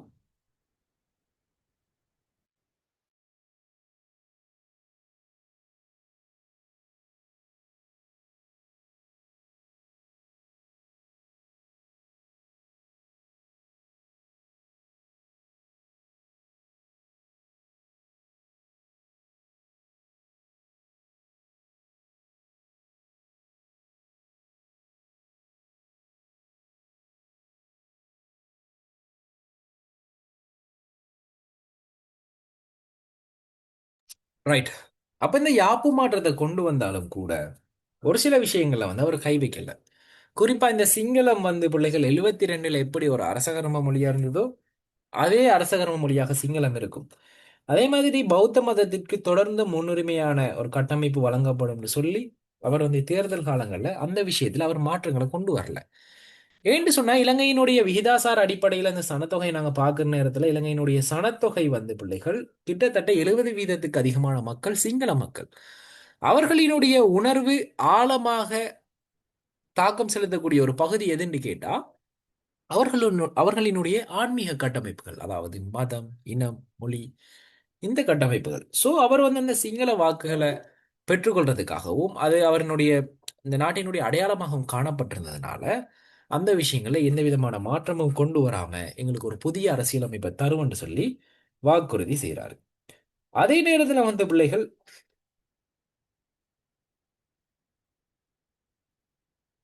அதே நேரத்துல இந்த ஜேஆர் ஜெயவர்தன இந்த ஆஹ், கேக்குதா பிள்ளைகள் நான் பேசுறது? கொஞ்சம் பேர் வாய்ஸ் கேட்கலன்னு சொல்லிருக்கீங்க, கேக்குதா? ஓ சார் கேக்குது. அடிக்கடி ஸ்டக் ஆகுது சார். ஓம் சார் கேக்குது. ஓகே, தெளிவா கேக்குதா இல்லாட்டி ஸ்ட்ரெக் ஆகுதா எல்லாருக்கும்? ஸ்டக் ஆகுது இடையில. ஸ்டக் ஆகுது சார். Okay okay okay. இப்ப கேக்குதா தெளிவா? என்ன சொன்ன இடையில கோல் வந்தா கட் ஆகிரும் பிள்ளைகள். கேக்குது சார். ஓகே. அப்படி ஓகே தெளிவில்லைன்னு சார். சொன்னா எனக்கு ஹேண்ட் ரைஸ் பண்ணியோ இல்லாட்டி எக்ஸ்கியூஸ் கேட்டோ நீங்க அந்த விஷயத்தை கொஞ்சம் சொல்லிக்கோங்க. நான் ஏதாவது செஞ்சு கொள்ளுவேன். ஓகே. அப்ப இந்த மாதிரியான செயற்பாடுகள் வந்து நடக்குது. அதே நேரத்துல வந்து பிள்ளைகள் 1976ல இந்த வட்டுக்கோட்டையில ஒரு மாநாடு நடக்குது. அதுல தான் வந்து பிள்ளைகள் இந்த 72 அரசியலமைப்பு அதே நேரம் கடந்த கால வரலாறுகளினுடைய அடித்தளங்களால பாதிக்கப்பட்ட இந்த தமிழ் மக்கள் அவர்கள் தங்களுக்கான ஒரு தனிநாட்டுக்கான ஒரு கோரிக்கை, சுயநிர்ணய கோரிக்கையை முன்னிலைப்படுத்தி ஒரு மாநாட்டை முன்வைக்கிறாங்க. ஸோ இந்த மாதிரியான சூழல்கள் எல்லாத்தையுமே பயன்படுத்தி கொண்டு ஜேஆர் ஜெயவர்தன் என்ன செய்யறாருன்னு சொன்னா இலங்கையை நாங்க ஆசியாட இன்னொரு சிங்கப்பூர் மாதிரியான ஒரு கட்டமைப்பை கொண்டு நாங்க உருவாக்குவோம். ஆகவே எங்களுக்கு நீங்க அரசியல் ரீதியாக எங்களுக்கு அதிகாரத்தை தாங்க அப்படின்னு சொல்லி ஆட்சி கட்டமைப்பை ஆஹ் உருவாக்குறதுக்கான ஏற்பாடுகளை வந்து செய்றாரு. அப்ப எங்கட ஆட்சி கட்டமைப்புல வந்து எங்கட யாப்பை உருவாக்குறதுக்கு வந்து பிள்ளைகள் மிக பிரதானமாக வில்சன் தலைமையிலான குழுக்கள் வேலை செஞ்சு கொண்டிருக்காங்க. அப்ப இந்த பேராசிரியர் வில்சன் உட்பட ஏனைய அறிஞர்கள் வந்து இந்த 1978ஆம் ஆண்டு இரண்டாம் குடியரசு அரசியலமைப்பை வந்து உருவாக்குறதுக்கு முற்படுறாங்க. குறிப்பா இந்த அரசியலமைப்பை உருவாக்குற நேரத்துல வந்து பிள்ளைகள் மிக பிரதானமாக இந்த அரசியலமைப்புல இந்த நாட்டுல வந்து பிரான்சிய ஜனாதிபதித்துவ முறை கட்டமைப்பு, அதே போல அமெரிக்காவினுடைய ஜனாதிபதித்துவ கட்டமைப்பு, அதுபோல ஏனைய நாடுகளினுடைய மிக முக்கியமான சட்ட கட்டமைப்புகள்ல உள்ள சிறப்பான அம்சங்களை உள்வாங்கி ஒரு வலுவான நிறைவேற்று அதிகாரம் கொண்ட ஒரு ஜனாதிபதியை உருவாக்குறதுக்கான ஏற்பாடுகளை வந்து செய்றாங்க. குறிப்பாக இந்த அபிவிருத்தி அடைந்து வரக்கூடிய இந்த நாடுகள் இந்த நாடுகளுக்கு வந்து ஒரு வலுவான ஜனாதிபதித்துவ கட்டமைப்பு, அதாவது ஒரு வலுவான அதிகாரம் காணப்படுற சந்தர்ப்பத்துல தான் அந்த நாட்டு மக்களை முகாமைத்துவம் செய்து ஒரு சிறப்பான ஒரு ஆட்சி கட்டமைப்பு கீழே கொண்டு போகலாம். ஸோ இந்த 1972 குறைபாடுகளை நீக்கிறதுக்காக எங்களுக்கு ஒரு புதிய அரசியலமைப்பை உருவாக்க வேணும்னு சொல்லி இந்த அரசியலமைப்பு உருவாக்கம் பெறுது. ஸோ இப்படித்தான் இந்த 1900 அரசியலமைப்பை 78ஆம் ஆண்டு இரண்டாம் குடியரசு அரசியலமைப்பை உருவாக்குறதுக்கான காரணிகளை வந்து நியாயப்படுத்திக் கொள்றாங்க. அடுத்து நாங்க பார்ப்போம் பிள்ளைகள் 1978ஆம் ஆண்டு இரண்டாவது குடியரசு அரசியலமைப்பினுடைய சிறப்பம்சங்கள் சம்பந்தமா நாங்க பார்க்குற நேரத்துல இந்த 1978 ஆம் ஆண்டு 78 ஆம் ஆண்டு இந்த அரசியலமைப்பு பிள்ளைகள் இந்த வெஸ்ட்மின்ஸ்டர் கட்டமைப்பை முடிவுக்கு கொண்டு வந்து ஒரு புதிய ஜனாதிபதித்துவ ஆட்சி முறைமையை வந்து எங்களுக்கு ஏற்படுத்தி தருது. ஆக அந்த அடிப்படையில் நாங்கள் இந்த 1978 ஆம் ஆண்டு அரசியலமைப்போட சிறப்பம்சங்களை வந்து நாங்கள் முழுமையாக பார்க்குற நேரத்தில், அதாவது 78 ஆம் ஆண்டு யாப்ப நாங்கள் பார்க்கணும்னு சொன்னால் எங்களுக்கு வரலாற்று பின்புலத்தில் இருந்து நாங்கள் பார்த்துட்டு வரணும். அப்போ 47ல் சோல்பரி அரசியலமைப்பு, அதே போல் 72ல் முதலாவது குடியரசு அரசியலமைப்பு எல்லாமே இந்த வெஸ்ட்மின்ஸ்டர் மாதிரியை மையமாக கொண்டு தான் கட்டமைக்கப்பட்டது. ஆனா 78 ஆம் ஆண்டு அரசியலமைப்பு வந்து பிள்ளைகள் ஜே.ஆர். ஜெயவர்தனா தன்னுடைய 168களில் 140 ஆசனங்களை கைப்பற்றி அவர் வந்து பிள்ளைகள் ஒரு வரலாற்று சிறப்புமிக்க அரசியலமைப்பை கொண்டு வரதுக்கு எத்தனிக்கிறார். அந்த அரசியலமைப்பு தான் வந்து பிள்ளைகள் இந்த பேராசிரியர் ஏ.ஜே. வில்சன் தலைமையில வந்து வரையப்பட்ட ஒரு அரசியலமைப்பாக, அதாவது ஆசியாவின் டிகோலிச முறை, அதாவது ஆசியாவின் கோலிச முறைன்னு நாங்கள் சொல்லுவோம். அந்த கட்டமைப்புல பிரான்சினுடைய டிகோல் முறைமையை மையமாக கொண்டு அமெரிக்காவினுடைய ஜனாதிபதித்துவ முறைமையை மையமாக கொண்டு வரையப்பட்ட அரசியலமைப்பாக இது பார்க்கப்படுது. அப்ப இந்த 1978 ஆம் ஆண்டு இரண்டாவது குடியரசு அரசியலமைப்பு வந்து பிள்ளைகள் எங்கட நாட்டு நாடாளுமன்றத்துல ஆகஸ்ட் 18 1978 அன்று பாராளுமன்றத்துல நிறைவேற்றப்பட்டு அதே ஆண்டு செப்டம்பர் மாதம் 7 அமுலுக்கு வருது. ஆக இதுல வந்து அடிப்படையாக இந்த நாட்டினுடைய கட்டமைப்புல வந்து பேர் மாற்றம் ஒன்று நடக்குது. வரலாற்றுல ரெண்டாவது தடவையா பேர் மாற்றம் நடக்குது. ஆரம்பத்தில் சிலோன் இருந்தது, இலங்கை சோசலிச சனநாயக குடியரசாக மாற்றப்படுது.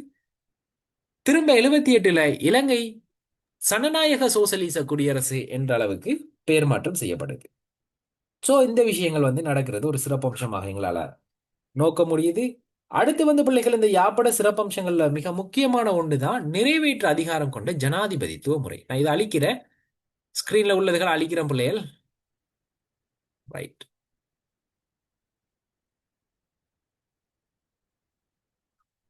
ஸோ பிள்ளைகள் நீங்க டைம் மேனேஜ் பண்ணி கட்டுரை வினாக்கள் செய்றீங்களா? கட்டுரை வினாக்கு கட்டாயம் பயிற்சி அவசியம். பயிற்சி இல்லாம நீங்க கட்டுரை வினாக்களுக்கு டைமை நீங்க மேனேஜ் பண்ணிக்கவே மாட்டீங்க. நீங்க பயிற்சி எடுக்கிறீங்களா?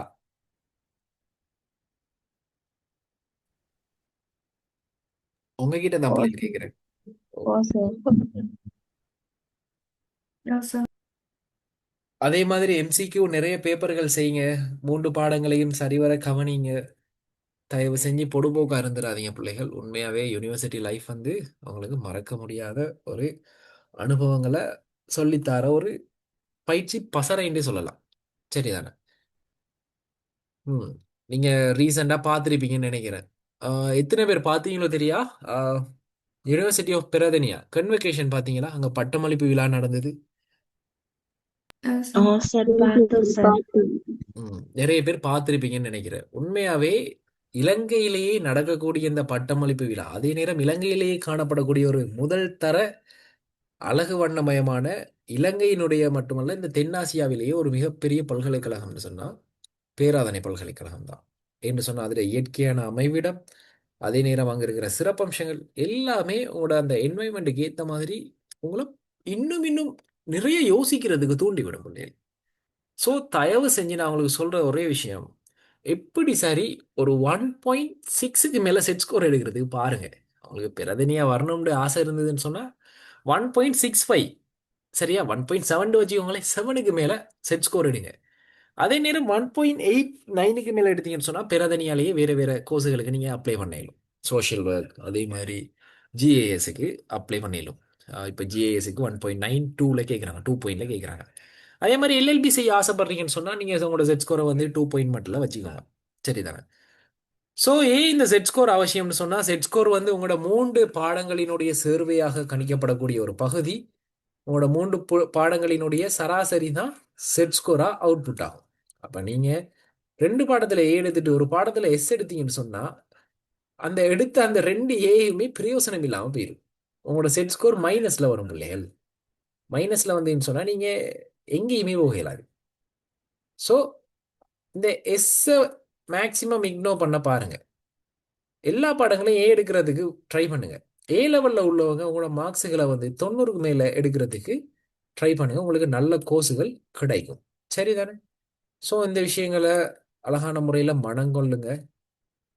சரி. உங்களோட எதிர்காலம் சிறப்பாக அமையும். அதே நேரம் இன்னொரு விஷயம் நீங்க கேள்விப்பட்டிருப்பீங்க. இந்த ஒரு மெடிக்கல் வேர்ல்டில் நடந்த ஒரு அதிசயம் தான், அந்த ஒட்டி பிறந்த அந்த ரெண்டு பிள்ளைகளை வந்து சக்சஸ்ஃபுல்லா பிரிச்சிருக்காங்க. கேள்விப்பட்டீங்களா நியூஸ்ல? ஓ சார், வீடியோ பார்த்தோம். ரைட். அது வந்து பிள்ளைகள் ஒரு உலக சாதனையா தான், உலக சாதனை மாதிரி தான் கொல்லப்படுது என்று சொன்னா, கிட்டத்தட்ட அதுக்கு 5 வருஷத்துக்கு மேல ரிசர்ச் பண்ணி எங்களோட யூனிவர்சிட்டி, அதே மாதிரி எங்களோட யூனிவர்சிட்டியோட medical faculty, Peradeniya university hospital doctors எல்லாம் சேர்ந்து அந்த விஷயத்தை செஞ்சு காட்டியிருக்காங்க. ஸோ அப்படி நிறைய விஷயங்கள் இருக்கு பிள்ளைகள். உங்களுக்கு வந்து தொடர்ச்சியாக படிப்பிச்சிட்டு இருந்தால் கொஞ்சம் போரிங்காக இருக்கும். ஸோ நான் உங்களுக்கு ஒரு சின்ன வீடியோ உண்டு காட்டிட்டு நாங்கள் அடுத்த கட்டம் பார்ப்போம். சரியா? ரைட். ஸ்க்ரீன் விளங்குது தான் எல்லாருக்கும்? ஓ சார். ஓகே.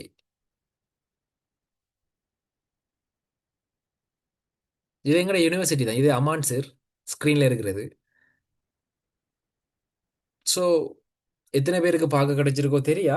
உண்மையா உங்களுக்கு ஒரு நாள் டைம் இருந்ததுன்னு சொன்னா, உங்களோட ஃபேமிலியா நீங்கள் கேண்டி பக்கம் வந்தீங்கன்னு சொன்னால் கட்டாயம் பிரதனியா யூனிவர்சிட்டியை விசிட் பண்ணிட்டு போங்க. சரியா? விசிட் பண்ணீங்கன்னு சொன்னாலே உங்களோட மனநிலைகளில் நிறைய மாற்றங்கள் வரும். படிக்கணும், நம்ம ஹார்ட் ஒர்க் பண்ணணும். இந்த இங்கே இருக்கிற அந்த 4 வருஷத்தில் அல்லது 3 வருஷம் ஜென்ரல் டிகிரி ப்ரோக்ராம்னு சொன்னாலும் நாங்கள் நிறைய விஷயங்களை எடுத்துக்கொள்ளலாம் அப்படின்னு சொல்லி. இலங்கையிலேயே ஆசியாலேயே உள்ள மிகப்பெரிய நூலகம் வந்து எங்களோட யூனிவர்சிட்டியில தான் இருக்கு. ஆசியாலேயே, இலங்கையில இல்ல, ஆசியாலேயே, தென் ஆசியாலேயே. சார் அப்படி பார்க்க விடுவாங்களா சார் யூனிவர்சிட்டியை? லைப்ரரிக்குள்ள நீங்க பாக்குறேன்னு சொன்னா, ஸ்கூல் ட்ரிப் வந்தீங்கன்னு சொன்னா பெர்மிஷன் எடுத்தா விடுவாங்க. அடுத்து வந்து லைப்ரரி ஆக்சஸ் வந்து யூனிவர்சிட்டியில படிக்கிற இன்டர்னல் ஸ்டூடெண்ட்ஸுக்கு மட்டும்தான் இருக்கு. இப்போ எக்ஸ்டர்னலா வெளியே இருந்து காசு கொடுத்து டிகிரி செய்ய வருவாங்களே அவங்களுக்கு அந்த சலுகைகள் கிடைக்கிறது இல்ல.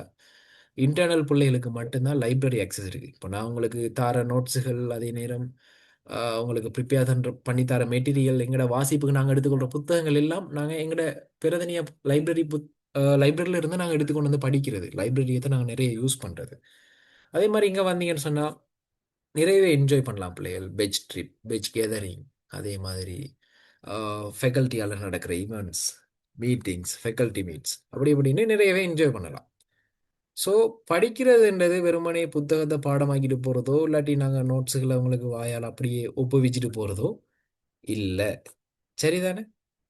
படிக்கிறதுன்றது முற்றிலுமே வித்தியாசமான ஒரு செயற்பாடு. அதாவது ஒரு ஆரோக்கியமான கற்றல்ன்றது வேற. கொஞ்சம் பேர் இருப்பீங்க தொடர்ச்சியாக படிச்சுட்டே இருப்பீங்க. கொஞ்சம் பேர் இருப்பீங்க ஆஹ், ஒரு தடவை ஒரு விஷயத்தை பார்த்தீங்கன்னு சொன்னாலே அந்த விஷயத்தை நீங்கள் விளங்கிக் கொள்வீங்க. ஸோ படிக்கிறதுக்கு வந்து அவ்வளோ கஷ்டப்பட தேவையில்லை. நாள் கணக்கு, மணித்தியால கணக்கு நித்திர முடிக்க வேண்டிய தேவையில்லை. நீங்கள் விளங்கி கொண்டீங்கன்னு சொன்னாலே அந்த விஷயங்கள் போதுமானதாக காணப்படும். ரைட். சார். ஓ, சொல்லுங்க. சார் எனக்கு பயமா இருக்கு சார். எப்படி படிக்கிறதுனே தெரியல சார். மத்த ரெண்டு பாடமும் ஓரளவு பரவாயில்ல சார். பொலிட்டிக்கல் தான் சார் கொஞ்சம் பயமா இருக்கு. எப்படி ஈஸியா படிக்கிறதுன்னு கொஞ்சம் சொல்லுங்க பொலிட்டிக்கல் சார். ஈஸியாக படிக்கிறதுக்கு வந்து பிள்ளைகள் நீங்கள் எத்தனை பேர் யூஸ் பண்ணீங்களோ தெரியா. நீங்கள் ஒரு சான்ஸ் ஒன்று மிஸ் பண்ணீங்க. நல்ல சான்ஸ் ஒன்று. முழு பேப்பர் கிளாஸ் ஒன்று செஞ்சோம் நானும் அவான் சேரும். கிட்டத்தட்ட 1.5 மாதம் நடந்தது. வெறும் 1000 பேமெண்ட்டுக்கு. சரியா? இப்பயும் நடந்து கொண்டு தான் இருக்கு. ஸோ இப்பவும் ஜாயின் பண்ணுற பிள்ளைகளுக்கு நாங்கள் ரெக்கார்டிங் கொடுத்து கொண்டு தான் இருக்கோம். ரெக்கார்டிங் வந்து வெளியே சும்மா கொடுக்குறே இல்லை. ஸோ கொடுத்து கொண்டு தான் இருக்கோம். அப்போ அந்த பேப்பர் கிளாஸில் வந்து பிள்ளைகள் நாங்கள் எப்படி எக்ஸாம் செய்கிறது, கிட்டத்தட்ட ஒரு 3 மாடல் பேப்பர். மாடல் பேப்பர்னு சொன்னால் பாஸ் பேப்பர், தொண்டமானார், மினிஸ்ட்ரி பேப்பர் எல்லாத்தோட மிக்ஸ் தான் அது. அப்போ நாங்கள் அதை கொடுத்துருந்தோம். கொடுத்து பிள்ளைகளுக்கு அழகாக விளங்கப்படுத்தியிருந்தோம். நிறைய பேர் நல்லாவே பெர்ஃபார்ம் பண்ணியிருந்தாங்க. பேப்பர் வந்து அவ்வளோ ஹார்டாக இருக்கும். சரிதானே? அப்போ அதை மிஸ் பண்ணிட்டீங்க. பட் நான் உங்களுக்கு அந்த விஷயங்கள் நான் உங்களுக்கு காட்டி தரேன். சரிதானே? இந்த இதில் உள்ள சேர் கூட இந்த சார் இப்ப ஜாயிண்ட் ஆகுறதா இருந்தா ஆகிக்கலாமா சார்? இப்போ ஜாயின் ஆகிறேன்னு சொன்னாலும் ஆகலாம். நீங்கள் பே பண்ணீங்கன்னு சொன்னால் உங்களை இனி நடக்க போகிற 2 கிளாஸ் அட்டன் பண்ணிடும். இதுவரைக்கும் நடந்த பழைய கிளாஸுகளோட ரெக்கார்டிங்குகள் வந்து உங்களுக்கு கிடைக்கும். சரிதானே? ரைட். இது வந்து பிள்ளைகள் லாஸ்ட்டாக நடந்த 1000 சார் பேமெண்ட் பண்ணணும். ஓ 1000. சரி, நீங்க அந்த விஷயத்த கிளாஸ் முடிய கேட்டுக்கோங்க. நான் ஓகே உங்களுக்கு சார். இதை ஷோ பண்ணிட்டு நான் போடுறேன், சரியா? ரைட். Okay sir. இதுதான் வந்து பிள்ளைகள் எங்களோட யூனிவர்சிட்டி. சும்மா ஒரு போரிங்காக பாருங்க. என்ன சொன்னா தொடர்ச்சி அவங்கள வச்சிட்டு இருக்கல, அது 8 ஹவர் நாங்கள் இன்றைக்கு உங்களுக்கு செய்யணும். விளங்குதா? ஓ சார். இந்த ஆட் முடியுது, ஆட் முடிய வரணும்.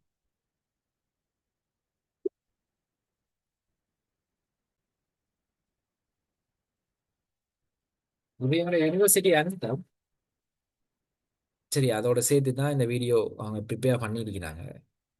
ஸோ பாருங்க.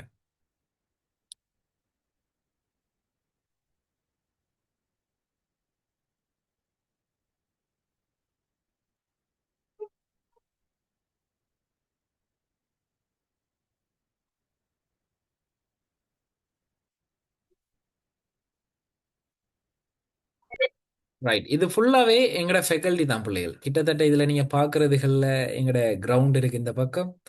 அதே மாதிரி இது எங்கட சயின்ஸ் ஃபெக்கல்டி. அதே மாதிரி இந்தா தெரிகிறது மெடிசின் ஃபெக்கல்டி. ஸோ இது வந்து ஹாஸ்டல், கேர்ள்ஸ் ஹாஸ்டல்.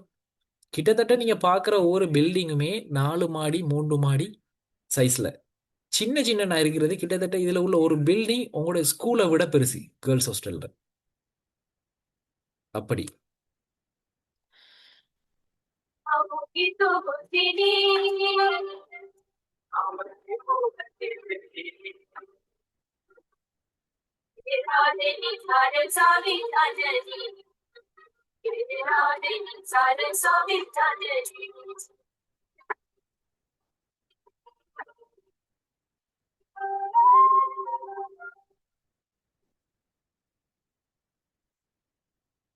இது வந்து பிள்ளைகள் ஜிம்னாசியம். இந்த ஜிம்னாசியத்துல தான் உங்களுக்கு கன்வகேஷன் வேற உங்களோட ஃபெக்கல்டி மீட்ற இன்டர்னல் ஸ்போர்ட்ஸ் ஜிம் நீங்க யூஸ் பண்றவங்க யூஸ் பண்ணிக்கலாம். இது 50 மீட்டர் நீட்டமுள்ள 18 அடி ஆழத்தோடு இருக்கிற எங்களோட யூனிவர்சிட்டி ஸ்விம்மிங் பூல். இந்த துண்டுக்குள்ள பாருங்க, இந்த மவுஸ் டேரோவை பாருங்க, இந்த துண்டுக்குள்ள மகாவலி ஓடுது. சரிதானே?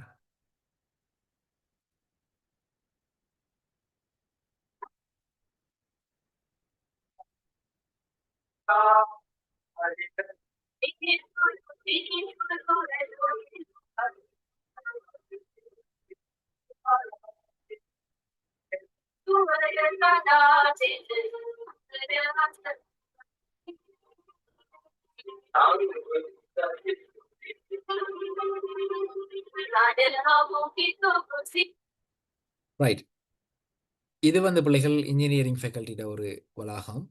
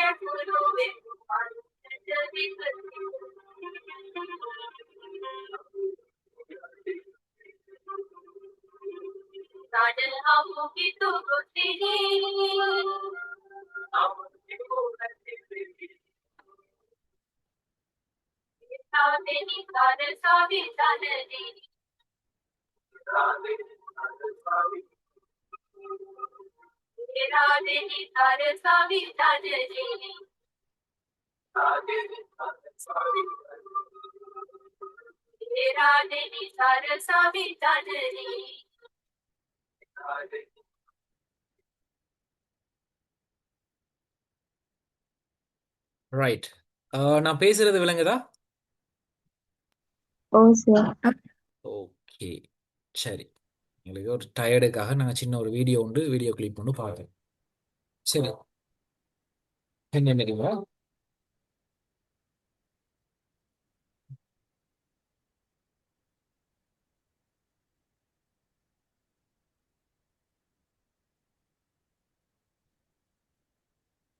பிள்ளைகள் இதுல நீங்க வீடியோ கிளிப்ஸ் பாக்குற நேரம் உங்களுக்கு சவுண்ட் கேக்குதா? ஓ சார். சவுண்டும் கேக்குதா? கொஞ்சம் எந்த சவுண்ட் கேக்குதா இல்லாட்டி வீடியோட சவுண்ட் கேக்குதா? வீடியோட சார். ரைட், ஓகே வீடியோட ஓகே. சவுண்ட் கேக்குது சார். விட்டு சரி விட்டு சரி, கேக்குது சார். Okay okay. சரி, நாங்க அந்த விஷயங்களை தொடர்ச்சியா பார்ப்போம். ஏன் இந்த விஷயம் உங்களுக்கு போட்டு காட்டினதுன்னு சொன்னா உங்களுக்கும் போரிங் இருக்கக்கூடாது. ஸோ நீங்க படிக்கிறவங்க ஏதாவது ஒரு பொருளை இலக்கு வச்சு படிச்சீங்கன்னு சொன்னா மட்டும்தான் கட்டாயம் அந்த இலக்கை அடையணும்ன்ற நோக்கத்துக்காக நீங்க இன்னும் இன்னும் உங்களை அறியாமலே நிறைய ஹார்ட் ஒர்க் பண்ணுவீங்க. இப்போ உதாரணத்துக்கு உங்களோட வீட்டில் சொல்லுவாங்க, நீங்க கிளாஸ் ஃபர்ஸ்ட் வந்தா உங்களுக்கு ஃபோன் எடுத்து தருவேன், நீ கேட்கறது எடுத்து தருவேன் அப்படின்னு சொல்லுவாங்களே, அந்த மாதிரி. ஸோ ஏதாவது ஒரு டார்கெட் ஒன்று கட்டாயம் இருக்கணும். ஒரு இலக்கில்லாத பயணம் வந்து ஒரு திசை காட்டி இல்லாம போற கப்பல் மாதிரி. எங்க போய் நிற்கும் எங்க நிற்கும்னு தெரியாது. சில நேரங்கள்ல நாங்க அழியறதுக்கும் அதுவே வாய்ப்பாக அமைஞ்சிரும். ஸோ கட்டாயம் எங்களுக்கு ஒரு திசை காட்டிய ஒரு இலக்கொண்டு நாங்க நிர்ணயிச்சு கொண்டு போகணும். அப்ப ஒரு இலங்கையில் உள்ள மற்ற யுனிவர்சிட்டிகள் நான் பிற குறைகள் நான் சொல்ல வரல. உண்மையா இலங்கையை பொறுத்த வரைக்கும் இலங்கையில பெஸ்ட். அதே நேரம் ஸ்ரீலங்கால நிறைய ஃபாரின் ஸ்டூடெண்ட் வந்து எக்ஸ்சேஞ்ச் ஆகி படிக்கிற யூனிவர்சிட்டியும் இங்க மட்டும்தான். ஏன்னு சொன்னா யூனிவர்சிட்டியோட என்வாயன்மெண்ட் சைஸ், அதில் கலை நயம், அதில் உள்ள ஒவ்வொரு படைப்புகள், அதில் பின்பற்றப்படுற அந்த ட்ரெடிஷன் எல்லாமே வித்தியாசமானது. அது இங்க நீங்க வார நேரத்துல உணர்ந்து கொள்ளுவீங்க. சரி, அப்ப நாங்க எங்களோட பேப்பரோட கடைசியா என்ன பார்த்தோம்? கடைசியா நாங்க என்ன பார்த்தோம்? ரைட். 1972 யாப்புட நிறைவேற்று அதிகாரமுள்ள ஜனாதிபதி அறிமுகம். Right, okay. அப்ப இந்த 78 யாப்போட சிறப்பம்சங்கள்னு பார்க்கல எங்களுக்கு. சார், ஓ, சொல்லுங்க. சார், அந்த சிறப்பம்சங்கள்ல வந்து சிலோங்கிற பேர் வந்து எப்படி சார் மாற்றப்பட்டுச்சு? விலங்கல்ல என்ன சொல்றீங்கன்னு கொஞ்சம் தெளிவா பேசுங்க, குயிக்கா.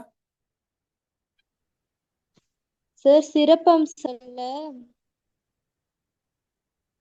ஓ, விலங்குதான். சிறப்பம்சங்கள்ல. ஓ, கேக்குது, சொல்லுங்க. இதற்கு முன்னுக்கு வந்து சிலோன்னு தானே சார் சொன்னாங்க. ஓ, 78ல எப்படி சார் சொன்னாங்க பேர் இதுக்கு மாத்தப்பட்டுச்சு? முன்னுக்கு சிலோன்னு சொல்லல. சிலோன் 72க்கு முன்னுக்கு தான் சிலோன் சொன்னாங்க. 78க்கு பிறகு வந்து என்ன நடக்குதுன்னு சொன்னா 72ஓட யாப்போட பேர் மாற்றம் வருது. என்னன்னு சொன்னா இலங்கை சோசலிச சனநாயக குடியரசு. அது 72ல வந்த பேர். 78ல வந்த பேர் வந்து இலங்கை சனநாயக சோசலிச குடியரசு. விளங்குதா? 72ல சோசலிசம் முன்னுக்கு வருது, இலங்கைக்கு அடுத்து சோசலிச சனநாயக குடியரசு. 78ல இலங்கை சனநாயக சோசலிச குடியரசு. சில நேரங்கள்ல உங்களோட கட்டமைப்பு வினாக்கள்ல இந்த கேள்விகள் தவள முடியும். சரி, அதுல நீங்க அந்த விஷயங்களை பார்த்துக்கோங்க. அப்ப யாப்போட சிறப்பம்சங்கள் நாங்க பார்க்குற நேரத்துல வந்து பிள்ளைகள், முதலாவது சிறப்பம்சம் வந்து ஏற்கனவே நான் உங்களுக்கு சொல்லியிருக்கேன். இந்த ஆசியாவினுடைய டிகோலிச சிஸ்டம் முறைமையில் அமைந்த ஒரு அரசியல் அமைப்பு. அது வந்து முதலாவது சிறப்பம்சம். இரண்டாவது, இலங்கையினுடைய நிறைவேற்று அதிகாரமுடைய ஜனாதிபதி முறைமை என்ற ஒரு விடயத்தை முதலில் இலங்கையில் ஸ்தாபித்தது இந்த அரசியலமைப்பு தான். அப்ப 7வது அத்தியாயத்துல வந்து ஆட்சித்துறை தலைவர் சம்பந்தமாக இந்த 78ஆம் ஆண்டு அரசியலமைப்பு சொல்லுது. அதுல மிக பிரதானமாக சொல்லப்படுறது என்னன்னு சொன்னா, இலங்கை குடியரசிற்கு ஜனாதிபதி ஒருவர் இருத்தல் வேண்டும். அவரே அரசின் தலைவராகவும் முதலமைச்சர் அல்லது முதல்வராகவும், அதாவது முதலமைச்சர் நாங்க மென்ஷன் பண்ண வர்றது என்னன்னு சொன்னா அரசினுடைய தலைவரும் அரசாங்கத்தினுடைய தலைவரும் அவரே. அதே போல ஆயுதம் தாங்கிய படைகளினுடைய தலைவராகவும் இருத்தல் வேண்டும் என்று யாப்பில் வலியுறுத்தப்படுகிறது. ஆகவே இந்த ஜனாதிபதி ஒரு சர்வ வல்லமை மிக்க ஒரு அதிகாரம் பொருந்திய ஒரு தலைவராக இலங்கையில வந்து இவர் காணப்படுகிறார். அதே சந்தர்ப்பத்தில் வந்து பிள்ளைகள், இன்னொரு மிக முக்கியமான விஷயம், இந்த ஜனாதிபதியானவர் வந்து மக்களால நேரடியாக தெரிவு செய்யப்படுறதுனால அவர் வந்து பிள்ளைகள் பாராளுமன்றத்திலிருந்து ஒரு புறம்பான ஒரு நிறைவேற்றுத்துறையாக தான் காணப்படுவார். மக்கள் வந்து நேரடியாக ஓட் போட்டு தான் நாங்கள் தெரிவு செய்யறோம். என்ன, இலங்கையினுடைய ஜனாதிபதியை நாங்கள் தெரிவு செய்யற நேரத்தில் நாங்கள் ஜனாதிபதி தேர்தலுக்கு நாங்கள் போல் ஸ்டேஷனுக்கு போய், அதாவது வாக்கெடுப்பு நிலையங்களுக்கு போய் எங்களுக்கு யார் ஜனாதிபதியா நாங்கள் தெரிவு செய்ய வேணும் அப்படின்றத நாங்கள் உணர்ந்து அவரை நாங்கள் தெரிவு செய்யறோம். ஆக அவ்வாறான ஒரு கட்டமைப்பு காணப்படுறதுனால இந்த ஜனாதிபதி வந்து பிள்ளைகள் மிக முக்கியமானவராக காணப்படுறார். இந்த ஜனாதிபதியினுடைய பதவிக்காலம் அரசியலமைப்புல 6 ஆண்டுகளாக சொல்லப்பட்டிருக்கு. இதே பிற்பட்ட காலங்களில் இந்த திருத்தங்களுக்கு பிறகு தற்போது 5 ஆண்டுகளாக காணப்படுகிறது. இந்த விஷயத்தை நீங்க மனம் கொள்ளுங்க. அடுத்து 2வது மிக முக்கியமான விஷயம் வந்து பிள்ளைகள், 1972 யாப்புல அடிப்படை உரிமைகள் சொல்லப்பட்டிருக்கு. ஆனா உத்தரவாதம் செய்யப்படல. மீறினா என்ன நடக்கும், ஆஹ் என்ன செய்யறது, அது சம்பந்தமான விஷயங்கள் ஒண்ணுமே உத்தரவாதம் செய்யப்படல. ஆனா இந்த 1978ஆம் ஆண்டு இரண்டாவது குடியரசு அரசியலமைப்புல இந்த அடிப்படை உரிமைகள் மீறப்பட்டால் அந்த அடிப்படை உரிமைகள் மீறப்பட்டமைக்கான உத்தரவாதங்கள் நிவாரணங்கள் பெறுவதற்கான வழிகள் வந்து வழங்கப்பட்டிருக்கு. குறிப்பாக இந்த அடிப்படை உரிமைகள் சம்பந்தமாக அரசியலமைப்பினுடைய 3வது அத்தியாயம் ஆழமாக விவரிக்குது. இதுல வந்து பிள்ளைகள் எங்களுக்கு சிந்தனை செய்யற சுதந்திரத்தை தந்திருக்காங்க, மனசாட்சியை பின்பற்றதுக்கான சுதந்திரம், விரும்பிய மதத்தை பின்பற்றதுக்கான சுதந்திரம், கருத்து வெளியீட்டு சுதந்திரம், சித்திரவதையில இருந்து பாதுகாப்பு பெறதுக்கான சுதந்திரம், சட்டவிரோத கைதுல இருந்து விடுபடுறதுக்கான சுதந்திரம்னு சொல்லி நிறைய விஷயங்களை வந்து எங்களுக்கு அடிப்படை உரிமையாக தந்திருக்காங்க. இப்படி அடிப்படை உரிமையாக தந்திருந்தாலும் கூட சில குழு உரிமைகளும் எங்களுக்கு தரப்பட்டிருக்கு. குறிப்பாக பேச்சு சுதந்திரம், குழுவாக ஒன்று கூடுவதற்கான சுதந்திரம், தொழிற்சங்கம் அமைப்பதற்கான சுதந்திரம், இதுகள் தரப்பட்டிருக்கு. சில சமயங்களில் இந்த உரிமைகள் மட்டுப்படுத்தப்பட்டாலும் கூட அந்த உரிமைகள் மீறப்பட்டால் எங்களுக்கு நாங்கள் அது சார்ந்து நிவாரணம் பெறுவதற்கான அமைப்புகள் தாபிக்கப்பட்டிருக்கு யாப்பு ரீதியாக.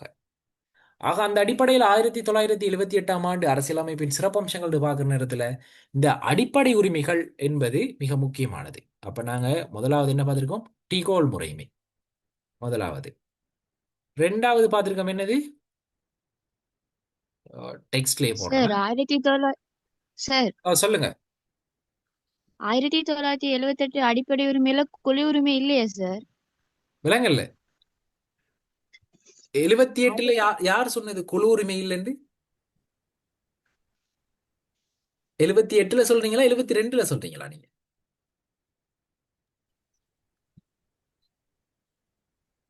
குழு உரிமை என்று சொல்றது வந்து என்னன்னு சொன்னாமா, ஒரு குழுவாக நீங்க செயற்படுறதுக்கான அங்கீகாரம் தான் குழு உரிமை. அப்ப நீங்க குழு உரிமை இல்லைன்னு சொன்னா நீங்க வந்து இலங்கையில ஒரு சிவில் சமூகத்தை தாவிக்க இயலாது. இலங்கையில வந்து நீங்க ஒரு தொழிற்சங்கத்தை உருவாக்க இயலாது.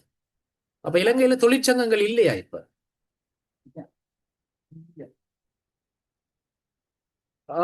பேசினவங்க சொல்லுங்களேன். பிள்ளை நான் இது வந்து நாங்க இப்படிதான் ஃப்ரெண்ட்லியா பேசி பேசி தான் கிளாஸை கொண்டு போறது இந்த வெபினாரை.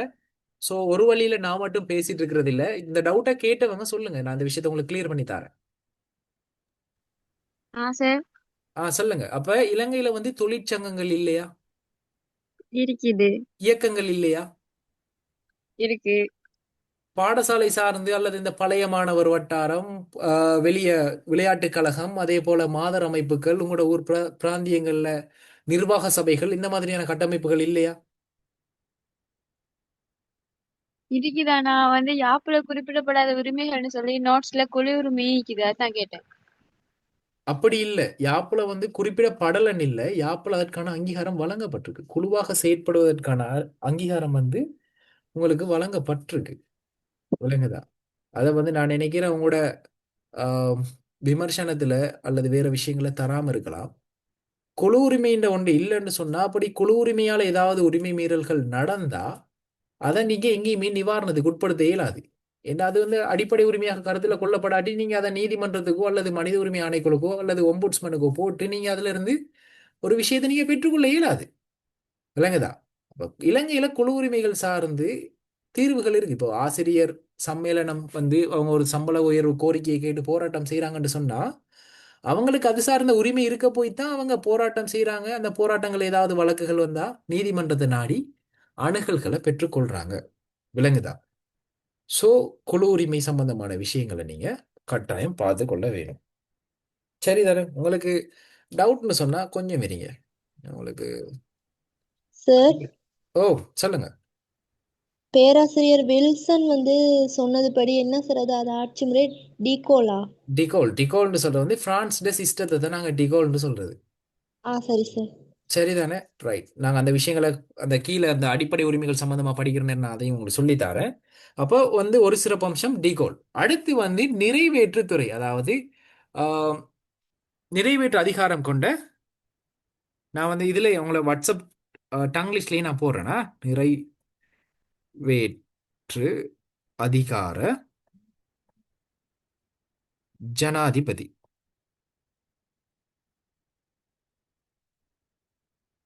ஜனாதிபதி. சரிதானே? இது வந்து பிள்ளைகள் ரெண்டாவது மிக முக்கியமான சிறப்பம்சம். மூன்றாவது சிறப்பம்சம் வந்து நாங்க பார்த்திருந்தோம் என்ன? அடிப்படை உரிமைக்கான எங்களுக்கு ஃபண்டமெண்டல் ரைட்ஸுக்கான உத்தரவாதம் வழங்கப்பட்டிருக்கு. அடிப்படை உரிமைக்கான உத்தரவாதம். சரியா? இது வந்து யாப்போட சிறப்பம்சம். அடிப்படை உரிமைக்கான உத்தரவாதம் வந்து வழங்கப்பட்டிருக்கு. நாலாவது வந்து பிள்ளைகள் பௌத்த மதத்திற்கான முன்னுரிமை. இதுவும் வந்து ஒரு வகையில சிறப்பம்சம் தான். இப்போ எங்களுக்கு வந்து நாங்க வந்து என்னது இப்போ பௌத்த மதம் வந்து ஒரு மதத்துக்கு முன்னுரிமை வழங்குறதுன்றது நாங்க ஒரு குறைபாடா பார்க்குறோம். இதே நேரத்துல நீங்க ஒரு பௌத்தரா இருந்து நீங்க அவங்களோட கண்ணோட்டத்துல பாருங்களேன். அப்ப அது வந்து அவர்களோட மதத்துக்கு ஒரு விசேட அங்கீகாரம் வழங்கப்பட்டிருக்கிறதா தான் அவங்க பார்ப்பாங்க. அப்ப பௌத்த மதத்திற்கான முன்னுரிமை வந்து ஒரு சிறப்பம்சம். என்று சொன்னா இலங்கை இலங்கை மட்டும்தான் உலகத்திலே காணப்படக்கூடிய ஒரே பௌத்த நாடு. ஆகவே பௌத்த மத முன்னுரிமையும் வரும். Right. சார் சொல்லுங்க. இது இது எந்த தலைப்பு கீழே சொல்றீங்க? இது வந்து இலங்கையினுடைய அரசியல் அமைப்புல காணப்படக்கூடிய சிறப்பு அம்சங்கள். Okay sir.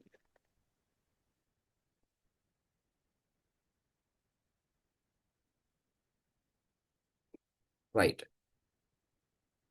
அடுத்து வந்து சிறப்பம்சம் வந்து பிள்ளைகள் இலங்கையில வந்து அரச மொழி கொள்கைகள்ல வந்து இருமொழி கொள்கை இருக்கு. இப்ப வந்து மும்மொழி கொள்கை இருக்கு. பிரதானமா நாங்க இலங்கையினுடைய மொழிக் கொள்கையும் நாங்க சொல்லலாம். அதாவது இலங்கையில வந்து தமிழும் சிங்களமும் அரசகர்ம மொழியாக இருக்க ஆங்கிலம் இணைப்பு மொழியாக காணப்படுது. அப்ப மொழிக் கொள்கை இப்ப இலங்கையில வந்து இணைப்பு மொழியாக இப்ப ரெண்டு மொழியும் தெரியாதவங்க ஆஹ், இங்கிலீஷை பாவிக்கலாம். சிங்களவர் வந்து சிங்களத்திலேயே அவர் சேவைகளை பெற்றுக்கொள்ளலாம். தமிழர் வந்து தமிழ்லேயே அவர் சேவைகளை பெற்றுக்கொள்ளலாம். அப்போ இந்த மொழிக் கொள்கை வந்து இலங்கையினுடைய அரசியலமைப்பினுடைய ஒரு சிறப்பம்சம். அடுத்து வந்து பிள்ளைகள் லெஜிஸ்லேட்டிவ் பவர், அதாவது சட்டவாக்க அதிகாரங்கள் சுயாதீனமானது. சட்டவாக்க அதிகாரங்கள் அதுவும் வந்து ஒரு சிறப்பம்சம். இப்போ ஜனாதிபதி இருந்தாலும் கூட சட்டவாக்க அதிகாரம் வந்து முறையாக வழங்கப்பட்டிருக்கு. சரிதானே? ரைட். அடுத்து மிக முக்கியமான சிறப்பம்சம் வந்து பிள்ளைகள் இங்கேயும் அரச கொள்கை வழிகாட்டி தத்துவம் காணப்படுது. குறிப்பாக முதல் இருந்த அரசியலமைப்பை விட இது கொஞ்சம் சிறப்பாக செயற்படுது. அப்ப அரச கொள்கை வழிகாட்டி தத்துவம் ஒரு சிறப்பம்சம். அடுத்து வந்து நீதித்துறையினுடைய சுயாதீனம், சுயாதீனமான நீதித்துறை, இது எல்லாத்தையுமே நாங்க ஒவ்வொன்றா பார்ப்போம். சரியா? அப்ப நீதித்துறையினுடைய சுயாதீனம் காணப்படுது. அடுத்து வந்து யாப்பு திருத்த நடைமுறைகள் சம்பந்தமானாங்க இந்த விஷயங்களை வந்து பார்த்து கொண்டு போகலாம். சரிதானே? சோ இதுகள் எல்லாமே பிரதானமான அம்சங்கள். இது தவிர வந்து பிள்ளைகள் இலங்கையினுடைய அரசியல் அமைப்பினுடைய சிறப்பு அம்சங்கள் பார்க்குற நேரத்துல இலங்கையினுடைய அரசியல் அமைப்புல வந்து பிள்ளைகள் சுயாதீன ஆணைக்குழுக்களுக்கான அதிகாரம் வந்து அதிகமாக காணப்படுது. அப்ப இண்டிபெண்டன்ட் இண்டிபெண்டன்ட் கமிஷன்ஸ், இது எல்லாமே மிக முக்கியமான யாப்புசார் சிறப்பம்சங்களாக எங்களால வந்து நோக்க முடியும். சரிதானே பிள்ளைகள்? இந்த விஷயம் கிளியர் தானே? இந்த விஷயம் கிளியர் தானே உங்களுக்கு? ஓ சார். ரைட். ஆக ஓ சார். இவ்வாறு தான் பிள்ளைகள் எங்கட இலங்கையினுடைய அரசியல் அமைப்பு கட்டமைக்கப்பட்டிருக்கு. உங்களுக்கு 10:40க்கு நான் பிரேக் கொண்டு தாரேன். கொஞ்சம் பார்ப்போம். சொல்லுங்க. நீங்க பேசுறது தெளிவில்லை. கொஞ்சம் மைக்க கிட்ட வச்சு பேசுங்க. சார் 8.9 எழுதுனா போதுமா சார்? போதும் போதும். Okay sir.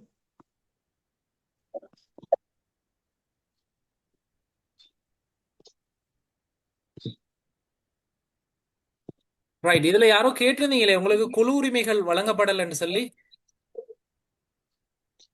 குழு உரிமை வழங்கப்படலைன்னு சொல்லி கேட்டிருந்தீங்க தானே பிள்ளைகள்? யார் சொன்னீங்க? ஓ சார், ரைட். நான் தான். இந்த பாருங்க குழு உரிமை எங்க இருக்குன்னு வடிவா பாத்துக்கோங்க.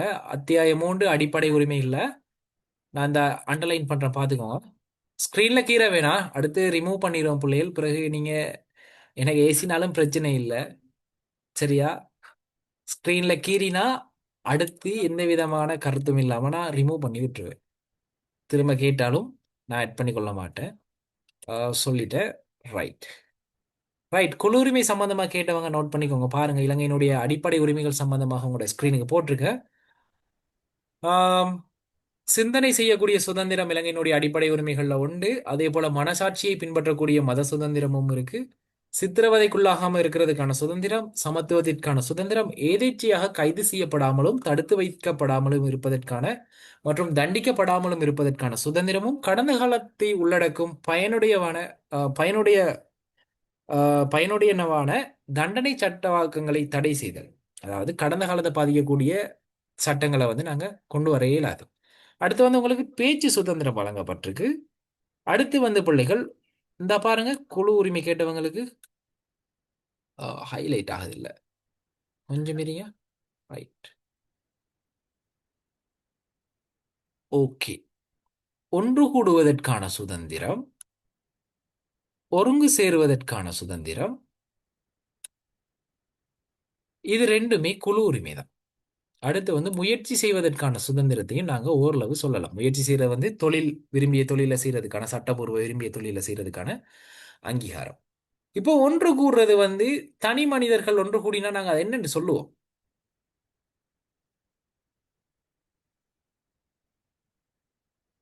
நான் பேசுறது விளங்குதா?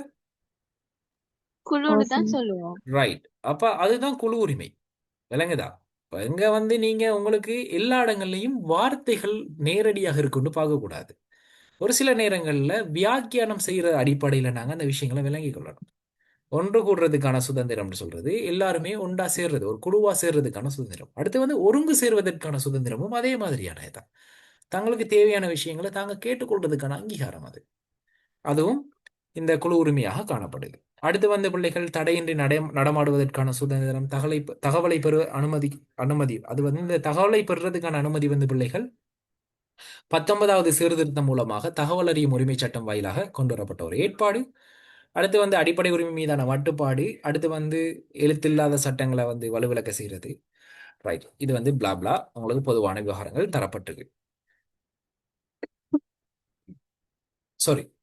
ஸோ இதுகள் தான் இதுல பிரதானமான அம்சம். அப்ப நாங்க ஆப்பிள் இன்றைக்கு நாங்க மிக முக்கியமா பார்க்க போறது வந்து பிள்ளைகள் பாராளுமன்றம் சம்பந்தமா நாங்க பார்ப்போம். அடுத்து வந்து இந்த மக்கள், அரசு, இறைமை இது சம்பந்தமான விஷயங்கள் வந்து உங்களுக்கு அடுத்த செஷன்ல நாங்க பார்ப்போம். இலங்கையினுடைய பௌத்த மதம், அடிப்படை உரிமைகள் சம்பந்தமானது, ஆஹ் மொழி, அதே போல பிரசா உரிமை, அதாவது சிட்டிசன்ஷிப், அதே போல அரச கொள்கை வழிகாட்டி தத்துவம், ஜனாதிபதி, இந்த விஷயங்கள் பார்ப்போம். அடுத்து வந்து திருத்தங்களோட தொடர்பு படுத்தி மற்ற விஷயங்கள் எல்லாத்தையுமே நாங்க பார்ப்போம். சரிதானே? ஸோ இந்த மட்டில் உங்களுக்கு நான் ஒரு பிரேக் ஒன்று தாரேன். இப்போ நேரம் 10:38. நீங்க இன்னொரு 10 நிமிஷம் டைம் எடுத்துக்கோங்க. திரும்ப வந்து 10:40க்கு வந்து கிளாஸை கண்டினியூ பண்ணுங்க. தயவு செஞ்சு உங்களோட ஸ்லொட்டை பாதுகாக்கிறது உங்களோட பொறுப்பு. பிறகு என்ன ஆட் பண்ணுங்க சார், என்ன ஆட் பண்ணல சார்னு நீங்க யாரும் சொல்ல வேணாம். நாங்க அடுத்த செஷன்ல ஜாயின் பண்ணுவோம். இதுவரைக்கும் பார்த்த விஷயங்கள் உங்களுக்கு தெளிவா? இதுல ஏதாவது சந்தேகங்கள் இருக்கா? இல்ல சார். ரைட். ஏதாவது ஓ சந்தேகங்கள், குழப்பங்கள்? ஓ, சொல்லுங்க. சார், சம்பந்தமான நோட்ஸ், கேள்வி விட அந்த மாதிரி இருக்கா சார் எதுவும்? அந்த மாதிரியான மெட்டீரியல்ஸ் எதுவும் இப்போ வந்து இன்றைய செமினார்ல ப்ரொவைட் பண்ற ஐடியா இல்லை. அப்படி இருந்தா உங்களுக்கு குரூப்ல கிடைக்கும். அப்படி இல்லைன்னு சொன்னா ஏதாவது அரேஞ்ச்மெண்ட்டுகள் இருந்தா நாங்கள் உங்களுக்கு தருவோம். சரி சார், இது சம்பந்தமான நோட்ஸ் கிளியரா இருந்தா கொஞ்சம் குரூப்ல போட்டு விடுங்க சார். ஓகே, சரி, நாங்கள் ட்ரை பண்றோம். ஆனா தியரி கிளாஸ் வர பிள்ளைகளுக்கு நாங்கள் அந்த நோட்ஸ் கொடுக்கறது, பட் அது வந்து அந்த மெட்டீரியல் வெளியே ஷேர் பண்ணாம இருக்கிறதுனால அந்த நோட்ஸ்கள் கிடைக்கிறதுக்கான சான்ஸ் இல்லை. உங்களுக்கு காமன் மெட்டீரியல்ஸ் இருந்தால் நான் போட்டு வரேன். Okay sir. ஓகே, சரி பிள்ளைகள், நான் இந்த மாட்டில் இதை டெம்பரரியா நிப்பாட்டுறேன். நீங்க அடுத்த செஷனை கண்டினியூ பண்ணணும். உங்களோட ஸ்லோட்டை பாதுகாத்துக்கோங்க. நீங்க ஒரு சின்ன பிரேக் ஒன்று எடுத்துட்டு வாங்க.